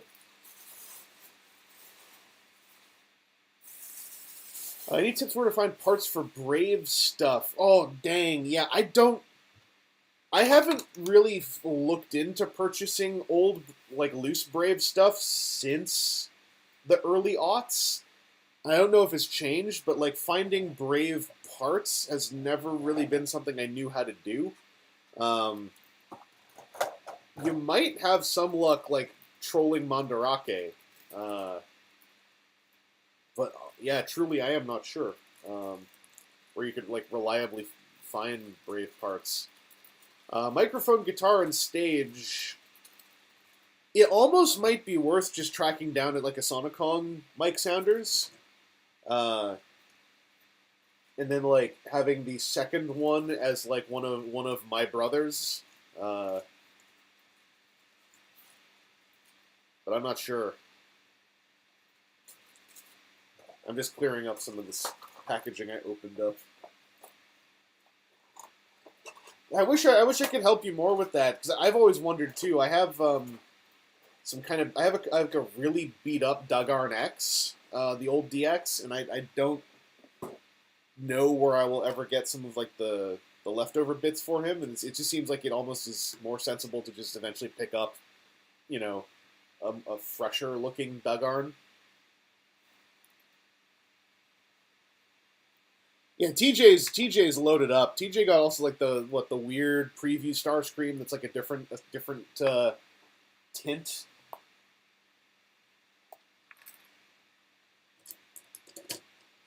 Just moving some stuff. So we got to go on to the box shred side of this stream now to do part 2.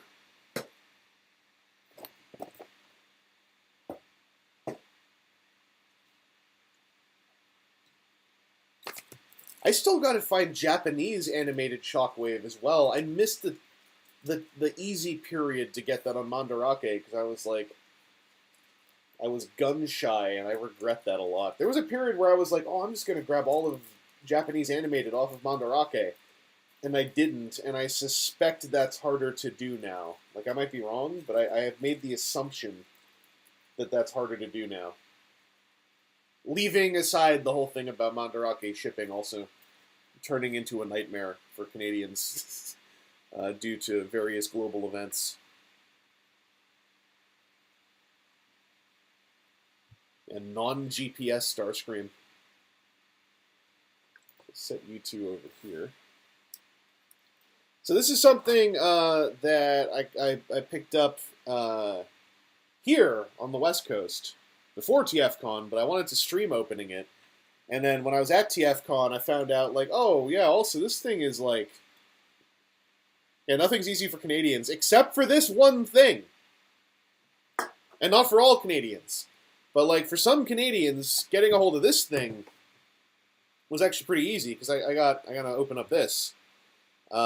Which, as I understand it, is ambrosia. It's golden fleece. It's the duck that lays platinum eggs over in the States. Like, you all just don't have these, as far as I know. And this is my first time that I'll be messing with the Siege Astro Train molds. I felt kind of good about, like, hey, maybe I could just stick with Galaxy Shuttle. And then I picked up a cool Blitzwing, and I'm like, well, now I've just set myself up for suffrage. Oh, here we go. Lurk on Yahoo Auctions Japan and Mandarake's Junk Shop would be my recommendation for Brave parts. Yeah, Yahoo Auctions Japan, through third-party, middlemen might be something to consider. So that's the problem. You don't need Astro Train to get the better version. Yeah, possibly. I don't have a thing here handy to cut this, do I? I'll just... No, I do. There's a letter opener.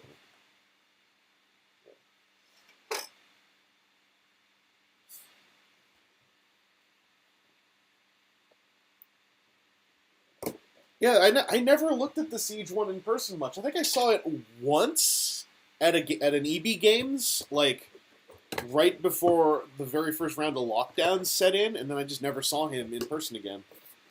I also did not go shopping for like a year after that. Ooh, that looks lush. Put this here just because it forms a backdrop. I think also, by the way, here's the thing. In the during the Manic Marathon, because I was trying to do, like... It's weird. Being there on my own meant... very few things were added to my mental workload, but they were just enough to overload my brain and make me forget a whole lot of small technical things I was supposed to be doing. But also among those, I referred to something as being from the Velocitron 5000 collection, which I just heard in the footage. So, bear in mind at one point I will add a 0 to this. And yeah, my understanding is that Velocitron has, like, more or less vanished in the States. In regards to middleman services, Buyee is the easiest to use. They have lots of coupons, but Zen Market has the lowest baseline fees.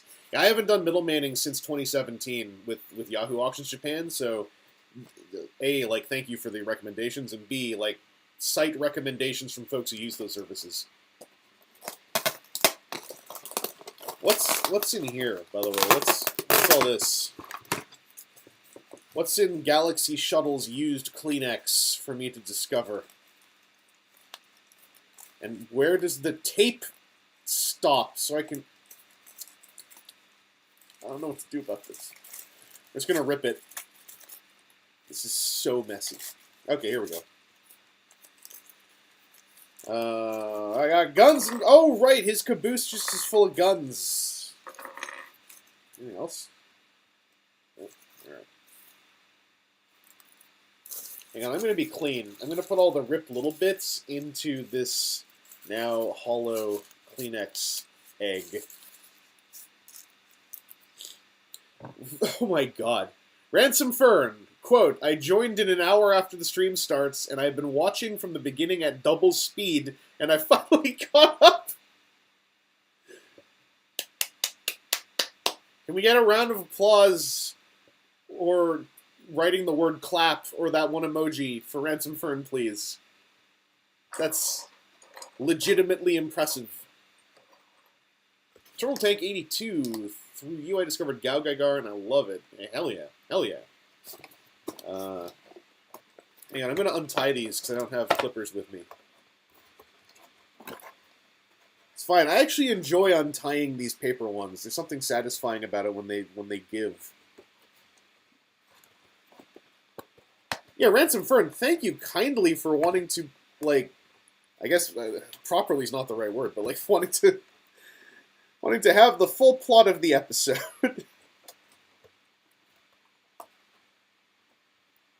Yeah, time traveler. Okay, here's my question. What happened when you caught up? Did it just automatically go back to normal speed? Or did it, like, try to render me at double speed in real time?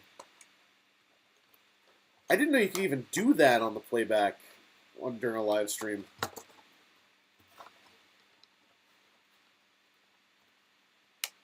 This is me learning more about the platform, as they say.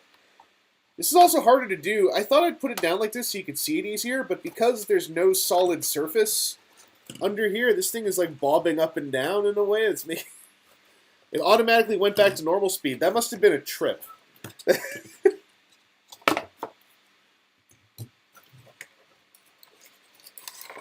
Unless my talking is so erratic that it was like, is this done yet? Is it normal speed?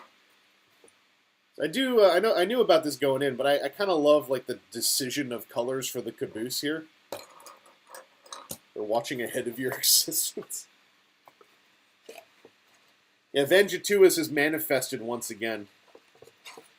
It's like Sinistar. It's like Dark Samus. Vangituous is a threat with really threatening music playing and hyper-realistic eyes.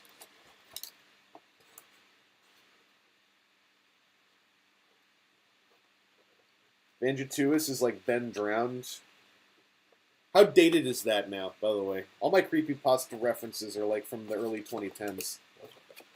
I walk up to people in 2023 going like, did you hear Ben Drowned? And they're like, yeah, I watched the feature film.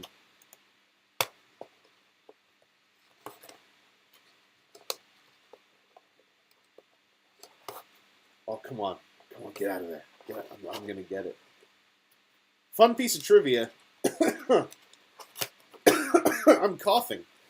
Fun piece of trivia. A fellow I know from Canada went to TFcon LA. You might have met him if you were there. He went there with a suitcase full of Galaxy shuttles. Because where he lives, there were plenty. Alright. Yeah, I remember some of this from photos of Siege, Astro Train. Like, the front of this feels super done. The back of this feels super less done. Is this supposed to tab up in here? Oh, there we go. Just teeth. Oh, that is... I knew about the color change trick from the box art, but, like, seeing it in person when you flip this over is kind of wild. I didn't know it would be that simple. That's kind of cool. I'm going to try to suss this out. Let me flip the box around. Yeah, Galaxy Shuttle bootleggers.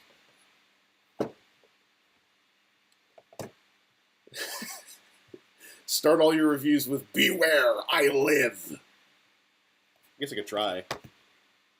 I need the photo so I can see what I'm doing. Oh wait, first I can do intermediary mode. Alright. There's a way that this is also supposed to, like, connect on to the robot mode, right? Because these look like shoes, or am I misremembering that? Generally, I just wish I had hyper-realistic eyes, because I think that would be a cool way to, you know, go about living. Oh, these are like on little rotators? That's cool. This feels good here. Is it the staff member that offered to pay me for a sword with Canadian Monopoly? No, this was not a staff member. Although our money is fun. Our money is waterproof. So you can wash our money, like with the Australian money. It's one of the advantages we have. Can I also say, and I'm slighting some inanimate objects here, is what I will say up front.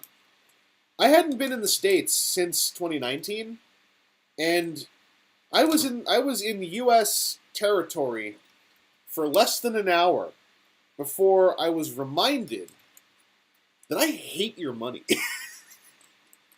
I don't hate your money in that, you know, oh, I hate your blood money, dollars, whatever. No. It's your $1 bills. I forgot how friggin' nails on a chalkboard those things are. Immediately, I had a moment. I was in Salt Lake City Airport, and I'm like, oh, I better, hang on, I just bought a Coke. I better count my money. Oh, dang, look at all this money I got. Oh, look, it's $8. Because it's 8 bills that are the same color as the 20s that I have. And, ow. Nexpo recently did a feature-length dramatization of Ben Drowned? I need to go and check that out. How does this connect to the thing? What is this thing plugged into? Oh, this folds over. Oh! Hey, I'll go on screen. So I'm like, why can't I fit the thrusters in here? Why can't I fit 2 of the 3 thrusters in here? Because the thing shaped like them is over here. That's why.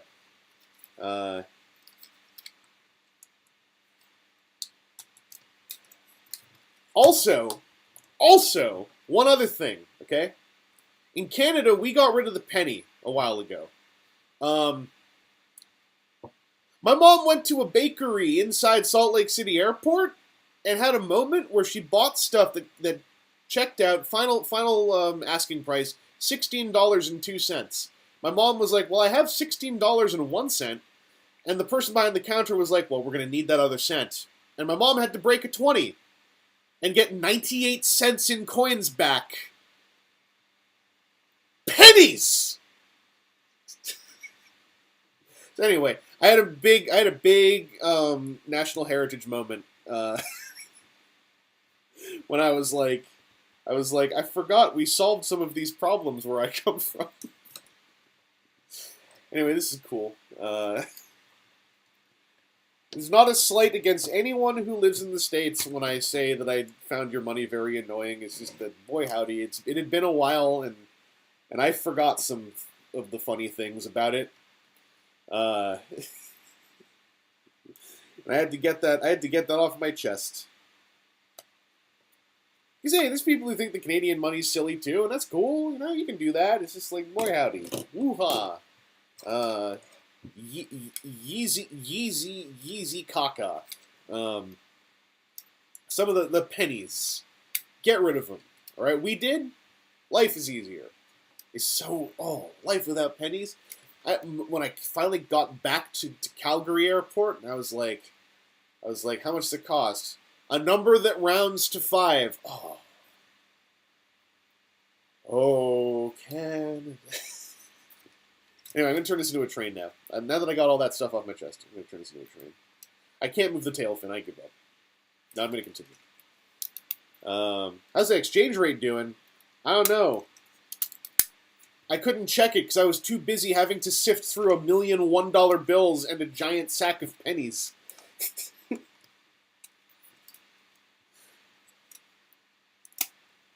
Is this a problem? Well, that unlocked the tail fin. I snapped the tail fin off. I fixed it. I gotta be over here. Oh! There Hi! I might not have had to undo all of that, but let's roll with this. This is how this is. I am assuming that now I can just fold things down. See, this is a unifying point across borders. Because whenever I lay into the American penny, do you know what no one does? Hey, lay off the penny! No.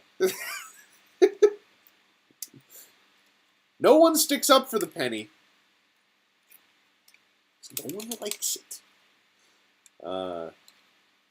This feels really stuck. Yeah, it's just tight. Okay, it's just a tight joint. Ugh.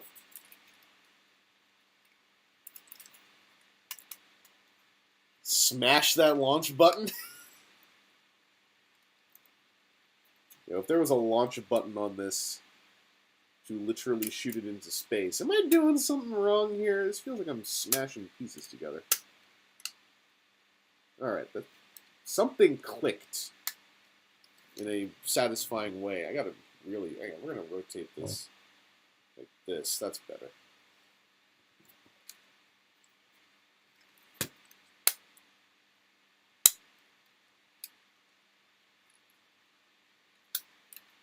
Did you get any more influencer discounts? No.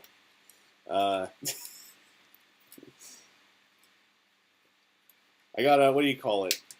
I went up to the grill and I was like, listen, I assure you I'm in fact unbelievably famous. And so if you could just you know, do the thing that we all want you to do and bring the duck tacos back, I think we'll all be pretty happy. Anyway, they didn't listen to me at all. I thought this was going to be more complicated than this. That's really freaking cool. Hey, this is a good mold. Turns out. Oh, look at that!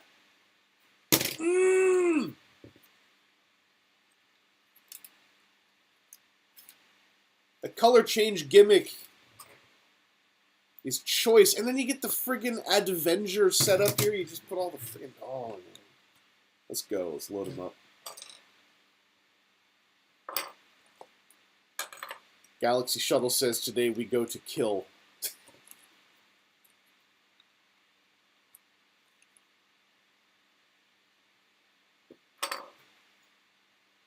How do these bits all go on? Stick this here. Looks like there's tabs on here too where things can go. I'm not checking the instructions yet. How do I get this? Oh, wait. No. How do I get this last one on? This goes over here.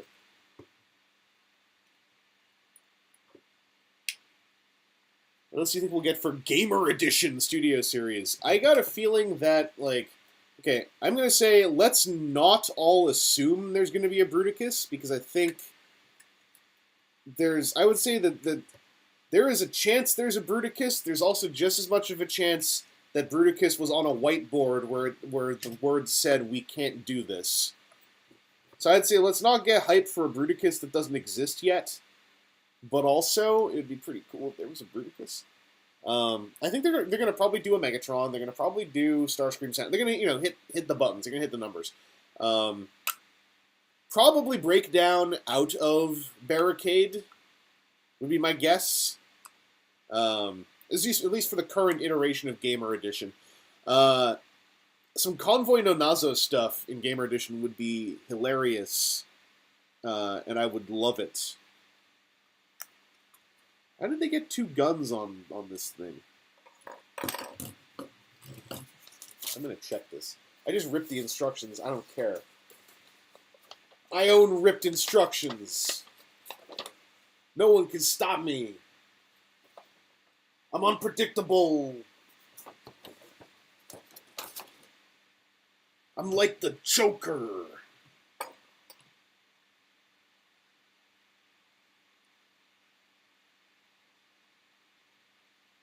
Maybe it's the other way around? Well, that's a boring solution to an otherwise interesting problem.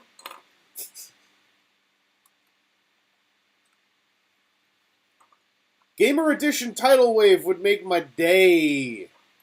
Yes, please. I will not hold my breath for it, but it would make my day.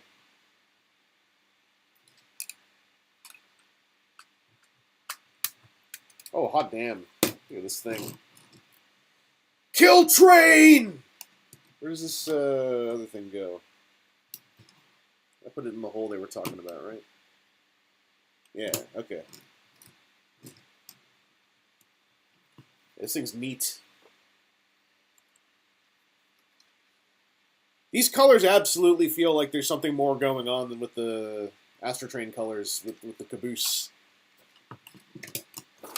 Gamer Edition Triptychon or Omega... Actually, Gamer Edition Omega Supreme feels like that might be a thing. Oh, yeah, Red's not dead. There was, what is it, another round of pre-orders that showed up for it? Red's, like, the undying line where the sculptors also will pop up on Twitter when their stuff officially comes out.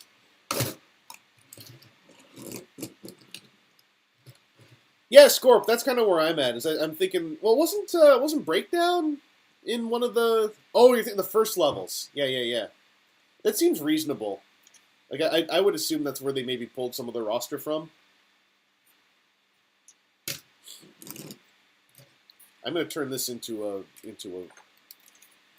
biped using only my intuition.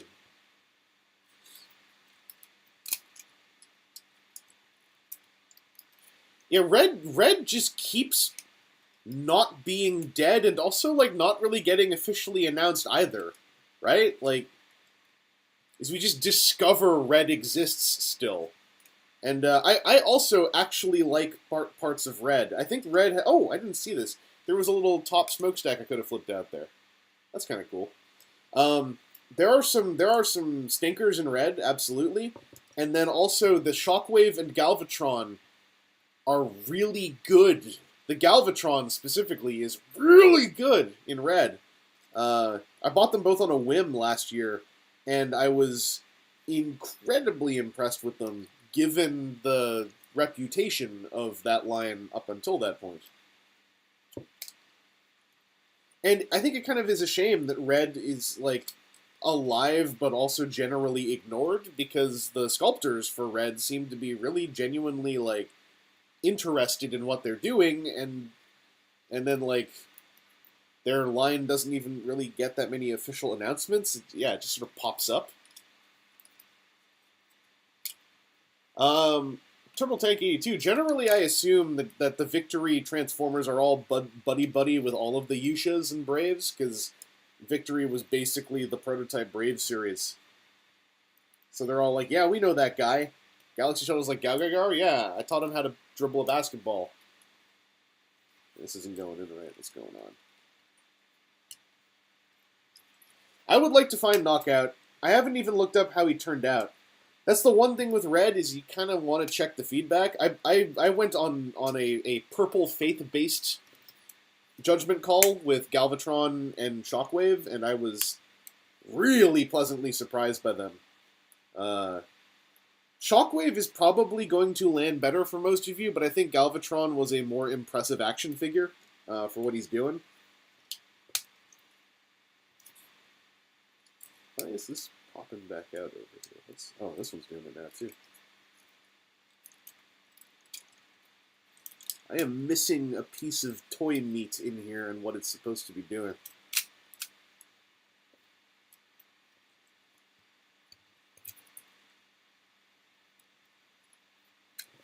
Would you kindly go into your spot?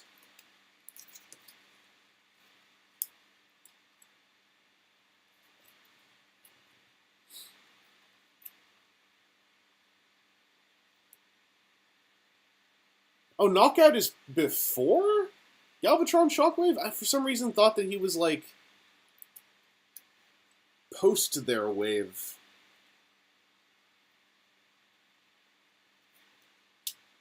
I see the spot where that tabs in. I see where this goes, but why is this not sticking right? Y'all see what I mean, right? Like, this piece of nose cone here is...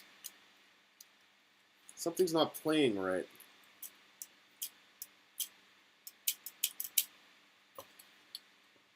Are you keeping up with Kuro Karakuri? I am not. After Star Saber, I was like, I'm going to wait and see how Victory Leo turns out.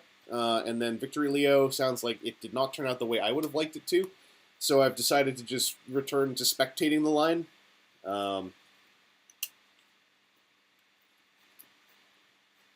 It's partly that and also partly like I simply can't afford to keep up with it. The ones I do have were partly from being at TFcons where the relevant representatives were doing pre-order deals where you got the pre-order bonus, but you also got free shipping instead of the D4 expensive shipping. Oh, I see something here. Or do I not? No, that's not it. Why is this not tabbing in the same way?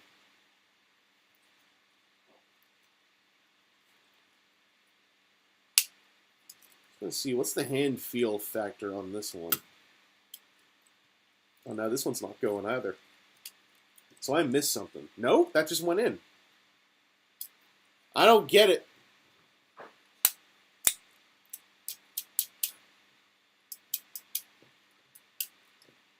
Problem is, this is all underneath the figure, what's happening, so I can't, like, easily tell where I might have a mold of flash or something. What's my day job? I am a freelance video person, so sometimes I'm paid, and everything's good. And then freelance contract ends, and then everything's scary. Until I get another freelance contract going. Then everything's good for a little bit. And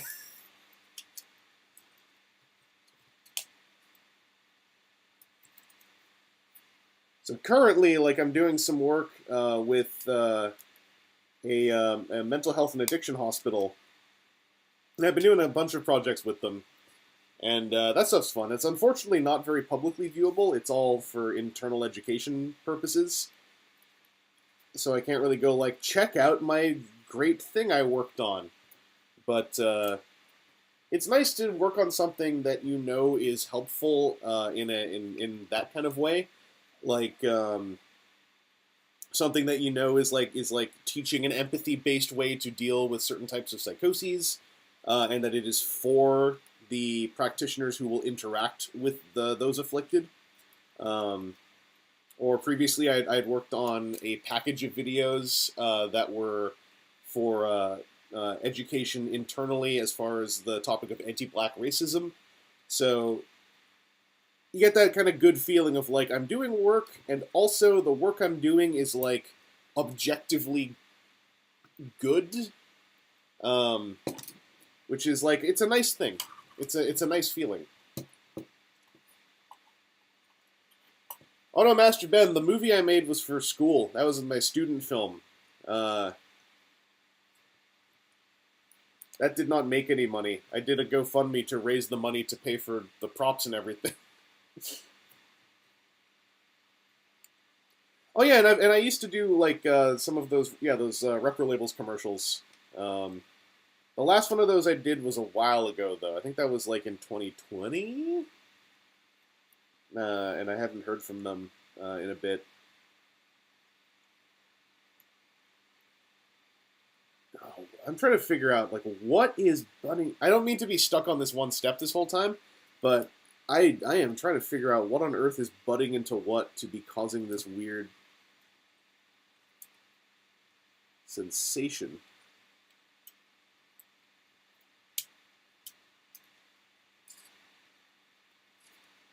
Yes, it was an Indiegogo. I did in 2013. It's whenever I finished homeschool. And that helped pay for food for everyone on the crew and cast, as well as a couple of costume pieces.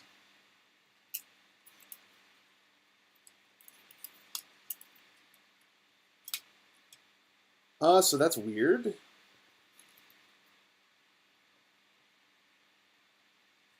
Oh, wait a second. Wait a second.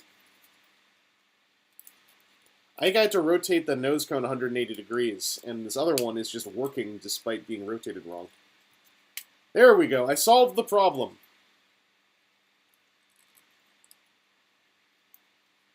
The Toy Hack Soundwave was 2020. Yeah, but the last one I did was either Skylynx or Earthrise Scorponok. I forgot which one of those came second.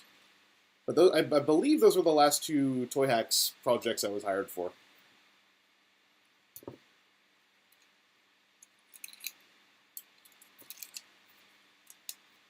was talking about those with someone at TFcon. I was very persnickety about the way that stuff played out because I was doing that as a freelance videographer, and I really want to do more freelance work that is related to the hobbies I like as well. But my thing I'm very persnickety about is if I do get hired to do something related to my hobbies, I want it to be, as far as crediting goes and like, you know, where it is advertised, I want it to be as separate as possible from this YouTube channel, just as a personal thing. I suspect that doesn't actually matter to most people anymore. But if it's like freelance work for a toy company, I would not feel quite right, like also going like, hey everyone, on my YouTube channel, here's paid work I just did about toys. Like I would, you know, I might talk about it. I'd retweet something on Twitter, but I would feel weird like going out of my way to talk stuff up.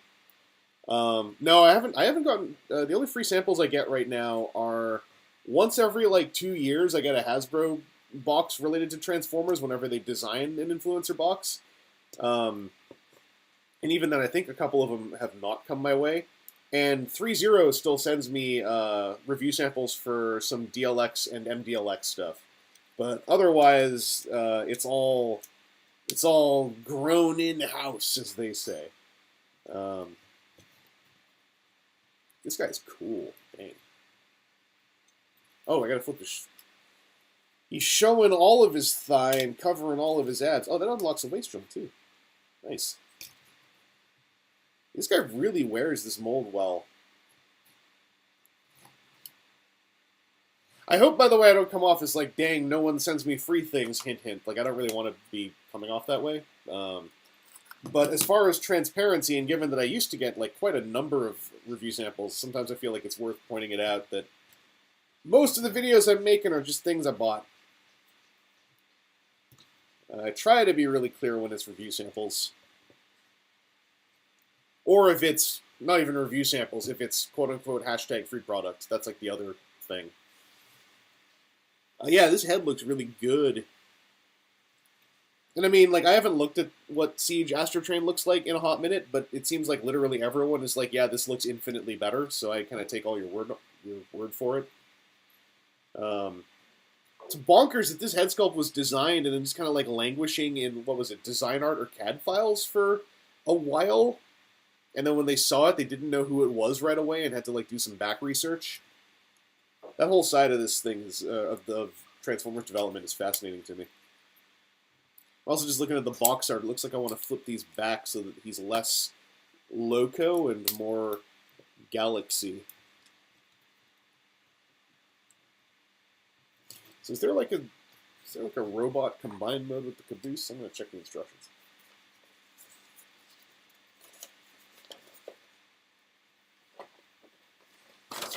Whoa. There is! Alright. I bet no one does this. Let's try this thing out.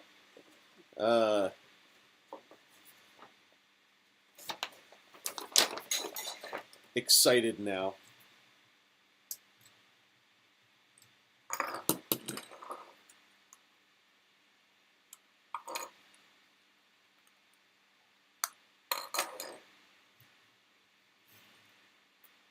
I will say I did get like one email from because I'm still in the Hasbro press email thing. Although I didn't get invited to the last Q&A, I still get the press release emails, so I'm still on there somewhere.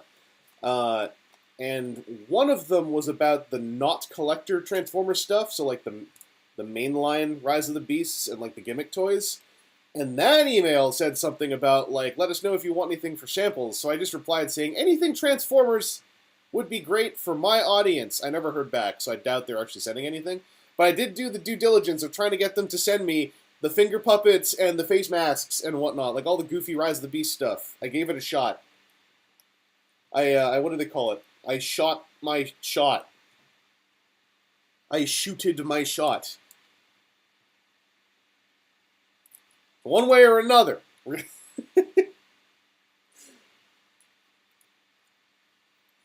Does this just pop off? Oh, yeah, here we go.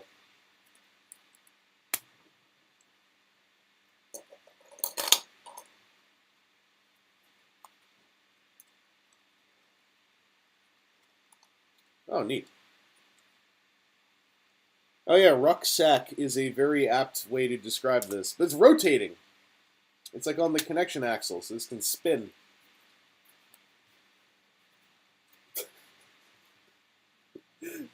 This is very silly. I like this stuff.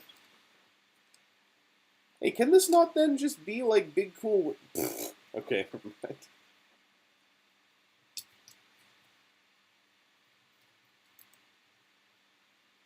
Yeah, there. It's what do you call it? It's Dugarn Super GX.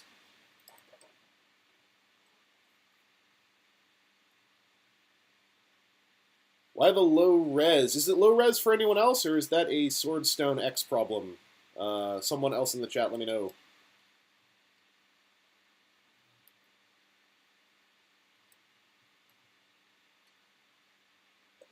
And these are just little booties, right?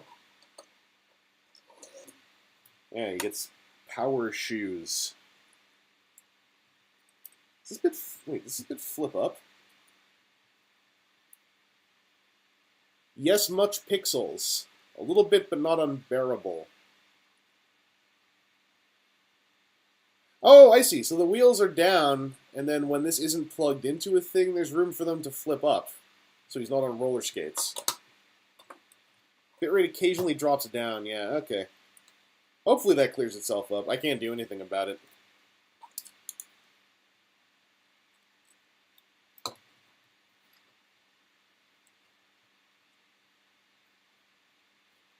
Generagent X, low res from me too. Yeah.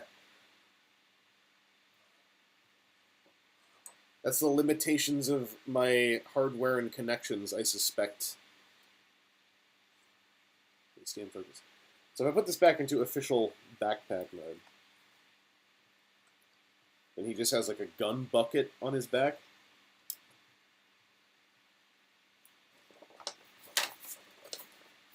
Oh wait, you can hang on. You can stick the guns together into big gun. Yo, okay.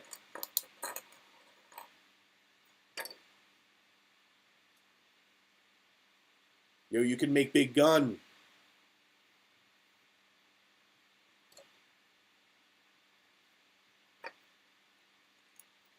Oh, that's why the handle or the barrel is so big back there. Oh, I'm excited. Have you seen this big gun?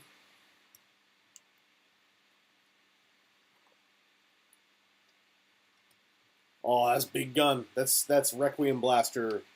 That's Legacy Requiem Blaster right there. Boom.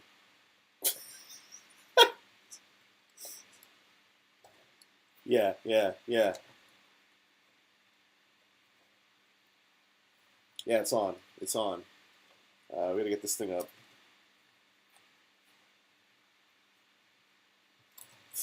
It's World Ender mode.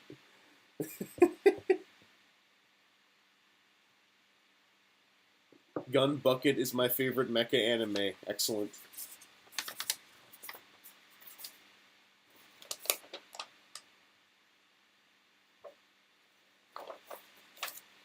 Oh, Face, what do you get in that's fragile? I missed the important bit of info. I'm just a Galaxy. Oh, is it the Zap? Is it the new Zap, the Astro Zap? So I heard something broke on the thing, but then I was like, I didn't know the thing was even out yet. I guess Sasquatch 420 gave the big gun to your Bruticus. Yeah, it's got some Bruticus vibe. It's 5 guns, technically. 4 guns and a missile box. Okay, it's the Astro Zap. I see. That's a bummer. I tried to get in that same email. The Astro Zap was in there too. I think I said like any Transformers or Power Rangers things. Feel free to send review copies for coverage. I didn't hear anything back. Eclipse break. Damn. Is that like is that one person had them break, or are there multiple out in the wild now? Not saying like that there's nothing to worry about. I'm just curious what the numbers are. What are our statistics on this so far?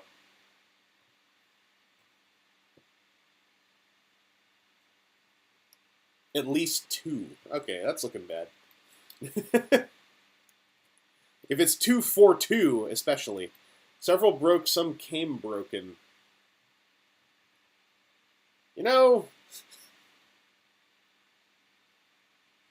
I feel bad for Power Rangers folks because I don't feel like I'm not like okay, I feel terrible for the strife they face, but like it feels like they were in a good place as far as being able to rely on their funny merch being cool, and now they're in like one of those places where the GI Joe folks used to be, where it's like, well, stuff comes out, and hopefully it's all right.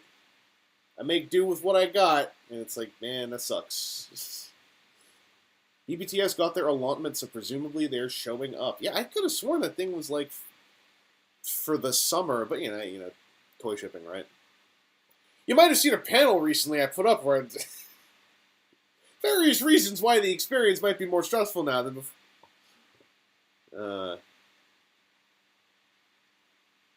Yeah, it started off cool for a while. Yeah.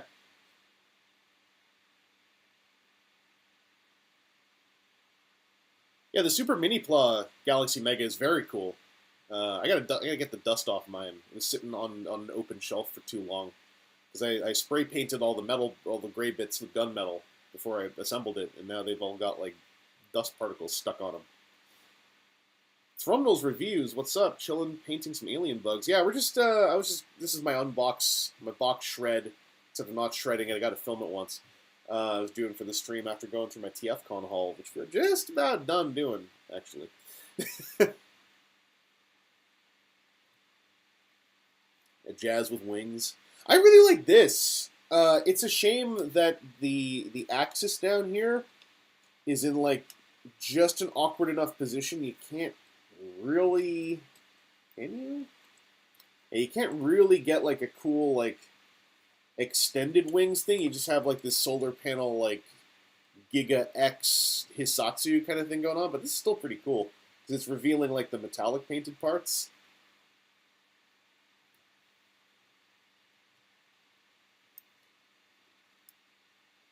Yeah, Epsilon, I can see that. Like, especially in the States where you all had Walmart just like pull the plug on Velocitron Wave 2, it seems. It sucks, because yeah, one of the pieces of advice I tried to give in the panel is like, let some pre-orders go. But that comes hand in hand with a fear of missing out, because right now, like with Transformers, you never know, right? Like, if I let that pre-order go, also, will I ever actually see it? The Galaxy Shuttle, at least, it's not convenient, but at least cases of him are showing up somewhere. So it's not like they're just vanishing. They exist somewhere. The The silver makes it really work as a super mode. Yeah, I feel like that too. Like up here, like it feels like he's just opened up, right? Like some kind of power weapon.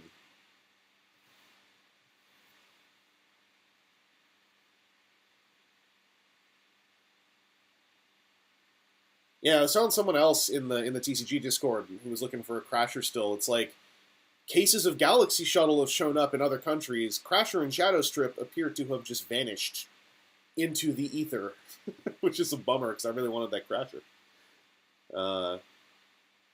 Also it sounds like Shadow Strip might be in a refresh, but that was from a computer listing leak, and then those are always kind of funny because you're like, what's up with the names? Are they actually the thing, or is it like that's not Shadow Strip, that's Shadow Stripper, or something like that? Have you ever lost a Transformer? Probably. I have lost a little piece, one of the small elbow blades from the Figma Female Guyver 2. I have no idea where it went. I don't think it's gone. I just don't know where it is, and it's very annoying. Face, you found a Crasher in California, but never one locally. Yeah, I know that Crasher and Shadow Strip were spotted in Canada when Boy Over Here was, but I never saw one. And now you're selling it to a friend back in California. You took Crasher for a little trip. It's time to go home now. Yeah, and Zimman, I heard that the Sevenger mini Plaw is fantastic, or at least like whatever the P Bandai articulated Sevenger thing was.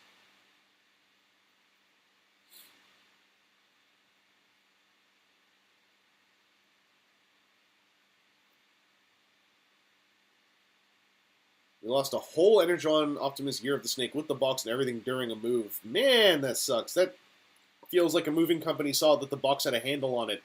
It had a handle on it, right? I'm just thinking with the... Anyway, it was a box with a handle on it that was shiny. I could see them just going like, ooh.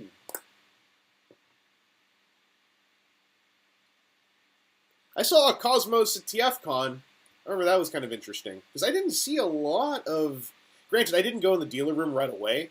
So stuff probably disappeared, but I didn't see any of the Studio Series Rise of the Beast stuff that had started trickling out, and I didn't see much of the Velocitron stuff that was, like, the Velocitron stuff people were hunting hard for. I did see, I think it was the Japanese release of a 2-pack versus thing of one of the Predators and one of the Turbo Masters. The thing was like $250, $350, but it was, like, super crisp looking.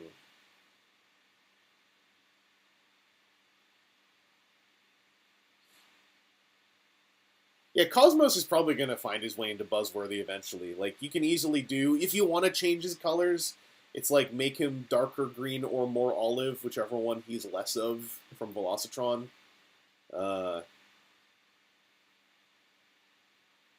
He feels like he's going to be a thing that will pop up again. If he isn't, then, you know, damn. Who's your favorite YouTuber and you can't say yourself? It's, what's his name? I have to check his name. Legit, I have to check his name. Why is my YouTube app showing me my own stream?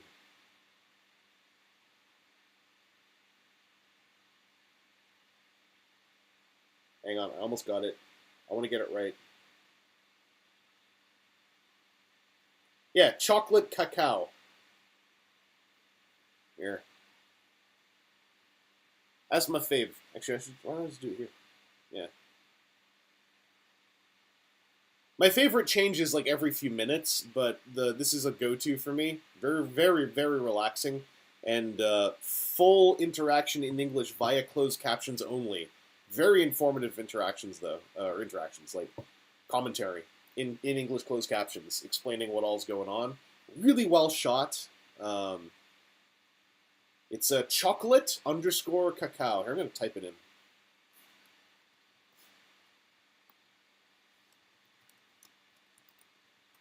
There you go.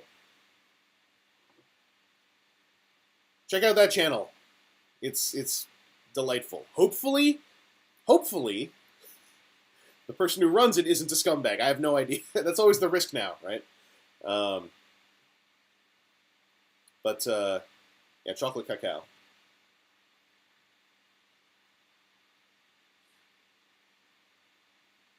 Yeah, Zim Man. I was just getting confused because like I couldn't remember if Sevenger appeared in Shodo. Is it Shodo? Yeah, Shodo Ultraman. You know the 4-inch scale thing because they did a couple of P Bandais related to modern shows that I wasn't able to keep up with. Have I ever had Mango Pepsi? I have not. I had Pepsi Twist way back when they put like straight up hard lemon extract into it, and that was kind of fun. Epsilon, my favorite item from TFcon was Derek Wyatt's Japanese 2-pack animated Optimus vs. Megatron, now signed by David Kay. Oh, and he got emotional. That's sad but sweet. That's a perfect alignment of factors, right? Like for that event.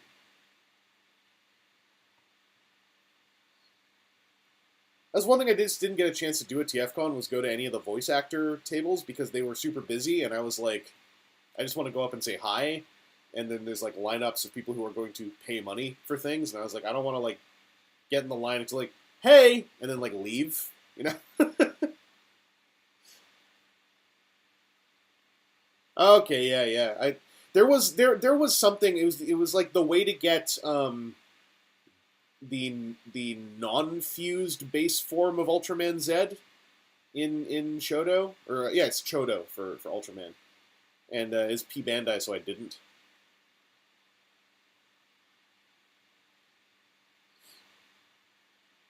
Is Ninja Storm's Megazord a tribute to Live Man's Live Robo? I don't know.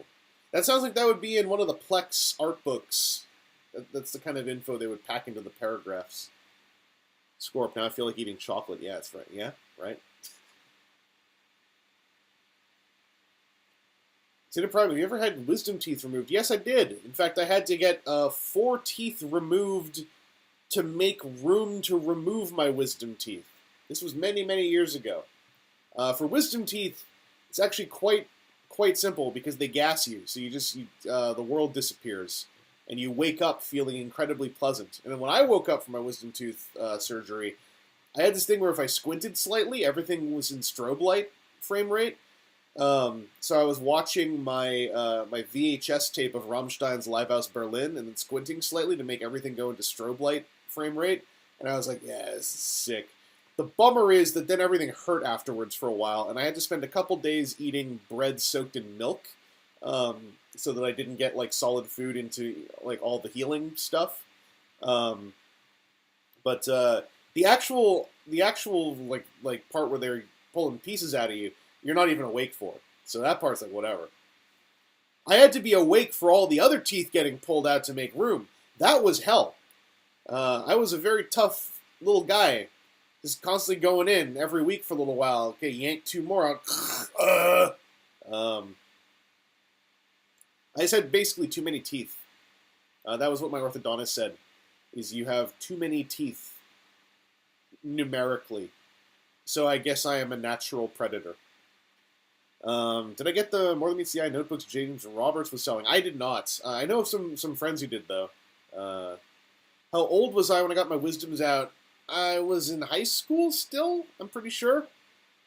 So, pre-20, I went through multiple adult tooth removal surgeries. Like a bad ace. I grew up with braces on, too, and, the thing you stick in the roof of your mouth afterwards, this holds everything in place. So, I got lots of mouth surgery. That's why I got one of them, what do you call it? I lost that good blood circulation in my mouth because it's so used to bleeding all the time. Ew! Gross! Why would you say that? Ugh! Ugh! That was me who said it. Hey, you too! Hooray! Mouth surgery twins! Uh, anyway, kind of. I think we're hitting near the end of the stream here for the evening. So I'm going to start figuring out how I will close up the stream because I don't have all my nice functions I usually have. Netflix is doing a Gamera series, Gamera Rebirth. I hope it turns out well. I just made braces cool. So I was like, yo, I can, what do you call it? I can shoot electricity out of my teeth. Don't screw with me. I will bare my teeth and run them across the soft flesh of your neck until things come out. I never said that to anyone. I don't think. Did I? Don't say that to people. That could be taken as a threat. That's illegal. Anyway, I'm probably not going to stream again while I'm out here, but I'm going to try to film some toys that are here with my mom's place that are not with me in Toronto. I'm thinking I'm going to film some Armada stuff because it's that anniversary, and also I was sitting there going like, if I filmed Armada things in 2008, it would have been like 5 years old, and if I filmed them now, they're way older. So filming Armada things is now tantamount to filming G1 things. That's weird. I also want to try to film a G1 thing while I'm here too, but I'm not sure what yet. Oh, I don't want it to be like complicated. Yeah, my mom was in LA. She got, I mentioned earlier, she got some of Derek's activators. We went to Blast from the Past on Monday. And she was having a good time. One piece of her phone cam footage will be in the bottom right, briefly, of the Manic Marathon video.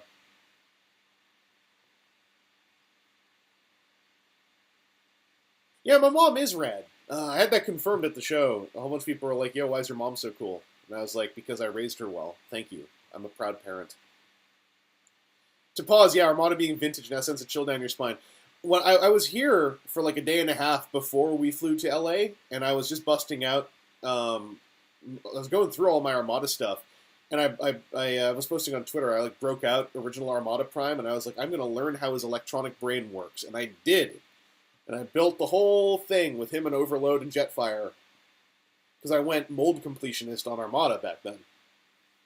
And is interesting to me. Armada Prime, I think, aged really well, like the Super Base version, and Overload has aged really well, and Armada Jetfire has aged kind of poorly, in my opinion, and that was very odd to me, because like I didn't really realize Armada Jetfire's leg mode. I didn't do a whole lot back then. I was more obsessed with like the Supercons and whatnot, and the Gigacons. But that leg mode is like the jet pants are really rickety, and it's not because they have articulation. They are just really rickety. And so when I put the Armada Jetfire legs with the Armada Prime torso and Overload onto his back, the thing was like, it was like just wobble tipping like this constantly. And not because Jetfire makes for like super articulated legs. They are barely posable still. They just are like really rickety. Which is what made me then start looking at the Fans Hobby version again, because I'm like, well, if they do a modernized Space Pants Armada Prime, that still could be pretty enticing. And I'm not 100% assuming we're going to be getting a Legacy Armada Jetfire, but if we do, that would be killer apps. Oh, Gavin Spence had a video go up recently. I didn't know. Yeah, it's way the hell unstable. Even without Overload, he barely can stay standing. Or he can stay standing, but it's really easy to tip him. If you use the ankle tilts, it's actually worse. Yeah, the Super Base Prime elbows on mine, they're still okay. As far as I could tell, the trick is to pre-position the elbow and not try to flex it around stuff for Super Mode, which is the natural thing to do. So I was doing that with mine. Basically, 20 years later, thankfully, there's like some knowledge share of like how to keep them safe. Because it seems like Armada Prime's elbows don't GPS the normal way you expect. It's not like it's crumbling plastic, it's simply too brittle for the flex that it is implied to have to do. And you can transform around having to flex it. It's just more work.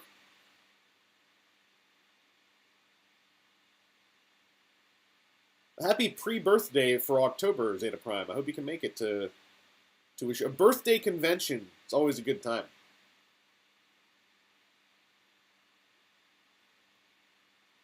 Yeah, I don't know what a Junker Super Base Prime Cab even is now, because yeah, like you're risking if the elbows are broken, you're risking if the circuit board's been busted somehow. Like, unless that circuit board is hardy, I don't know. It was during these Twitter postings when is it Crankcase on Twitter? Someone informed me where to look to see how Prime actually sends the signals, because it's all physical buttons. The thing that blew my mind, I don't mean to keep dragging this on, but like, the thing that blew my mind about the base, because I was afraid to play with it back when it was new, because back then on message boards, we were all starting to catch, like, oh, the motor could overheat or something, and I was like, oh, I don't want to mess with it too much. It might catch fire, and I'm not critical thinking enough to just figure out how it works. So, the thing I noticed is that the legs, right, the IR activated unfold, number one thing I noticed is that there is no signal to send to go back to trailer mode. The signals are for base mode, and then, or there is a signal to send, sorry, but there's no signal to go just to base mode. It's, when you open the shoulders, one of the shoulders flicks a button that says turn into base. When you open the hips for super mode, there's a button down there that sends the signal which says go to legs. And then when the go to legs button is hit a second time, when you close the hips, it says go to trailer. But there's no legs to trailer, which is interesting. And then also, if you flip the power on then off, the physical switch on the trailer, if it is not in trailer mode, it will then go to trailer mode the moment you turn it on. And so I also remembered that it was always reported you could manually work it, and I'm like, well, is that real or not? Because it doesn't feel amazing, but it feels interesting. And when I was looking at it with new eyes, I was like, there's a separate track here. So you can manual transform the thing, and I tried this. If you leave it half transformed in different positions, when you use the IR activation or you turn it on physically, it will still, no matter where you start from, go to the correct mode and stop. And I was like, how does this work? So I looked. Maybe people already knew this, I don't know. But like, there were three, on the moving axis part, there were three staggered lumps.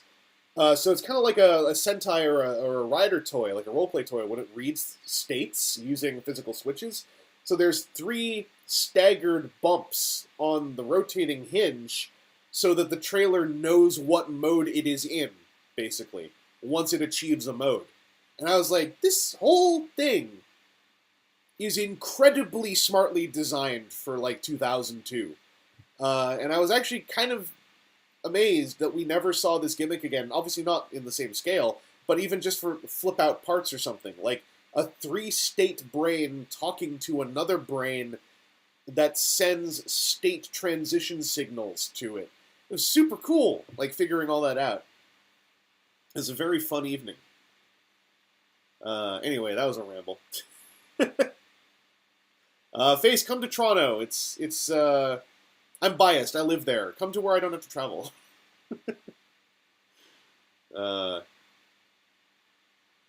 Yeah, Overload on his own is also a freaking cool toy. I also found out, because I didn't remember, I never did it. I was on Twitter going like, hey, why does he have like C-clips inside his leg stumps even though they rail slide onto there, or his leg stumps, his arm stumps? And someone was like, oh, they match up to the super mode clips on the base mode from Prime's trailer. And I was like, pardon me? So you can actually like hook him in there as like a big ass double railgun turret. Bonkers.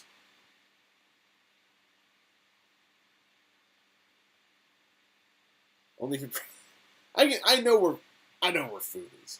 Although all the food I know is downtown. When we're out at the hotel, I know less where food is. I know more so where the idea of food is. Shadowscribe, Fans Hobby confirmed Jetfire and Overload. But I think that's all they confirmed for Armada so far. Yeah, that whole IR gimmick is bonkers how cool it is, like, for its time. The fact that gimmick is 20 years old, I was like, man, this is cool. So when that toy came, and also I realized Armada was the 20th anniversary series, so it's like the 20th anniversary series is about to have its 20th anniversary, and that's screwed up and wrong, and they shouldn't be allowed to do that.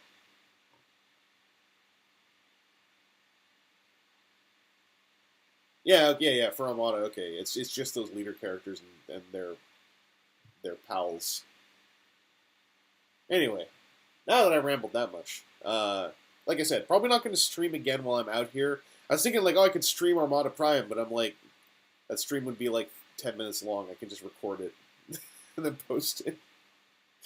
Uh, but yeah, I will stream some more once I get back to Toronto. Uh, and I'm gonna figure out some extra life things as well. So until then, thank you all for tuning in to this kooky, weird little dining room table stream. I'm glad it remotely worked. Hopefully the VOD is at least in full resolution. If it's not, then that's a shame. Also, apologies for the misleading thumbnail. I forgot about the thumbnails. Technically, this is still TFcon relevant. Hecatomb is a cool card game. Yeah, I will talk to you all later on. I don't know a smooth way to do this because I can't even transition to the weights. Look, it's like buh. It's like buh. So maybe we'll just close down from here. Hopefully I can time this right. Yeah, I don't have the ability to do Puppet Evangelist from here. I can't crop any pictures. I'm on OBS version 0.12.0 for the Mac.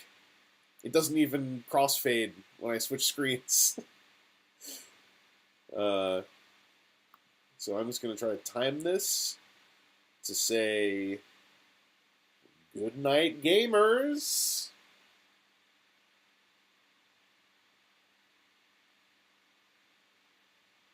The thing I was using to check whether it saw me wave is frozen.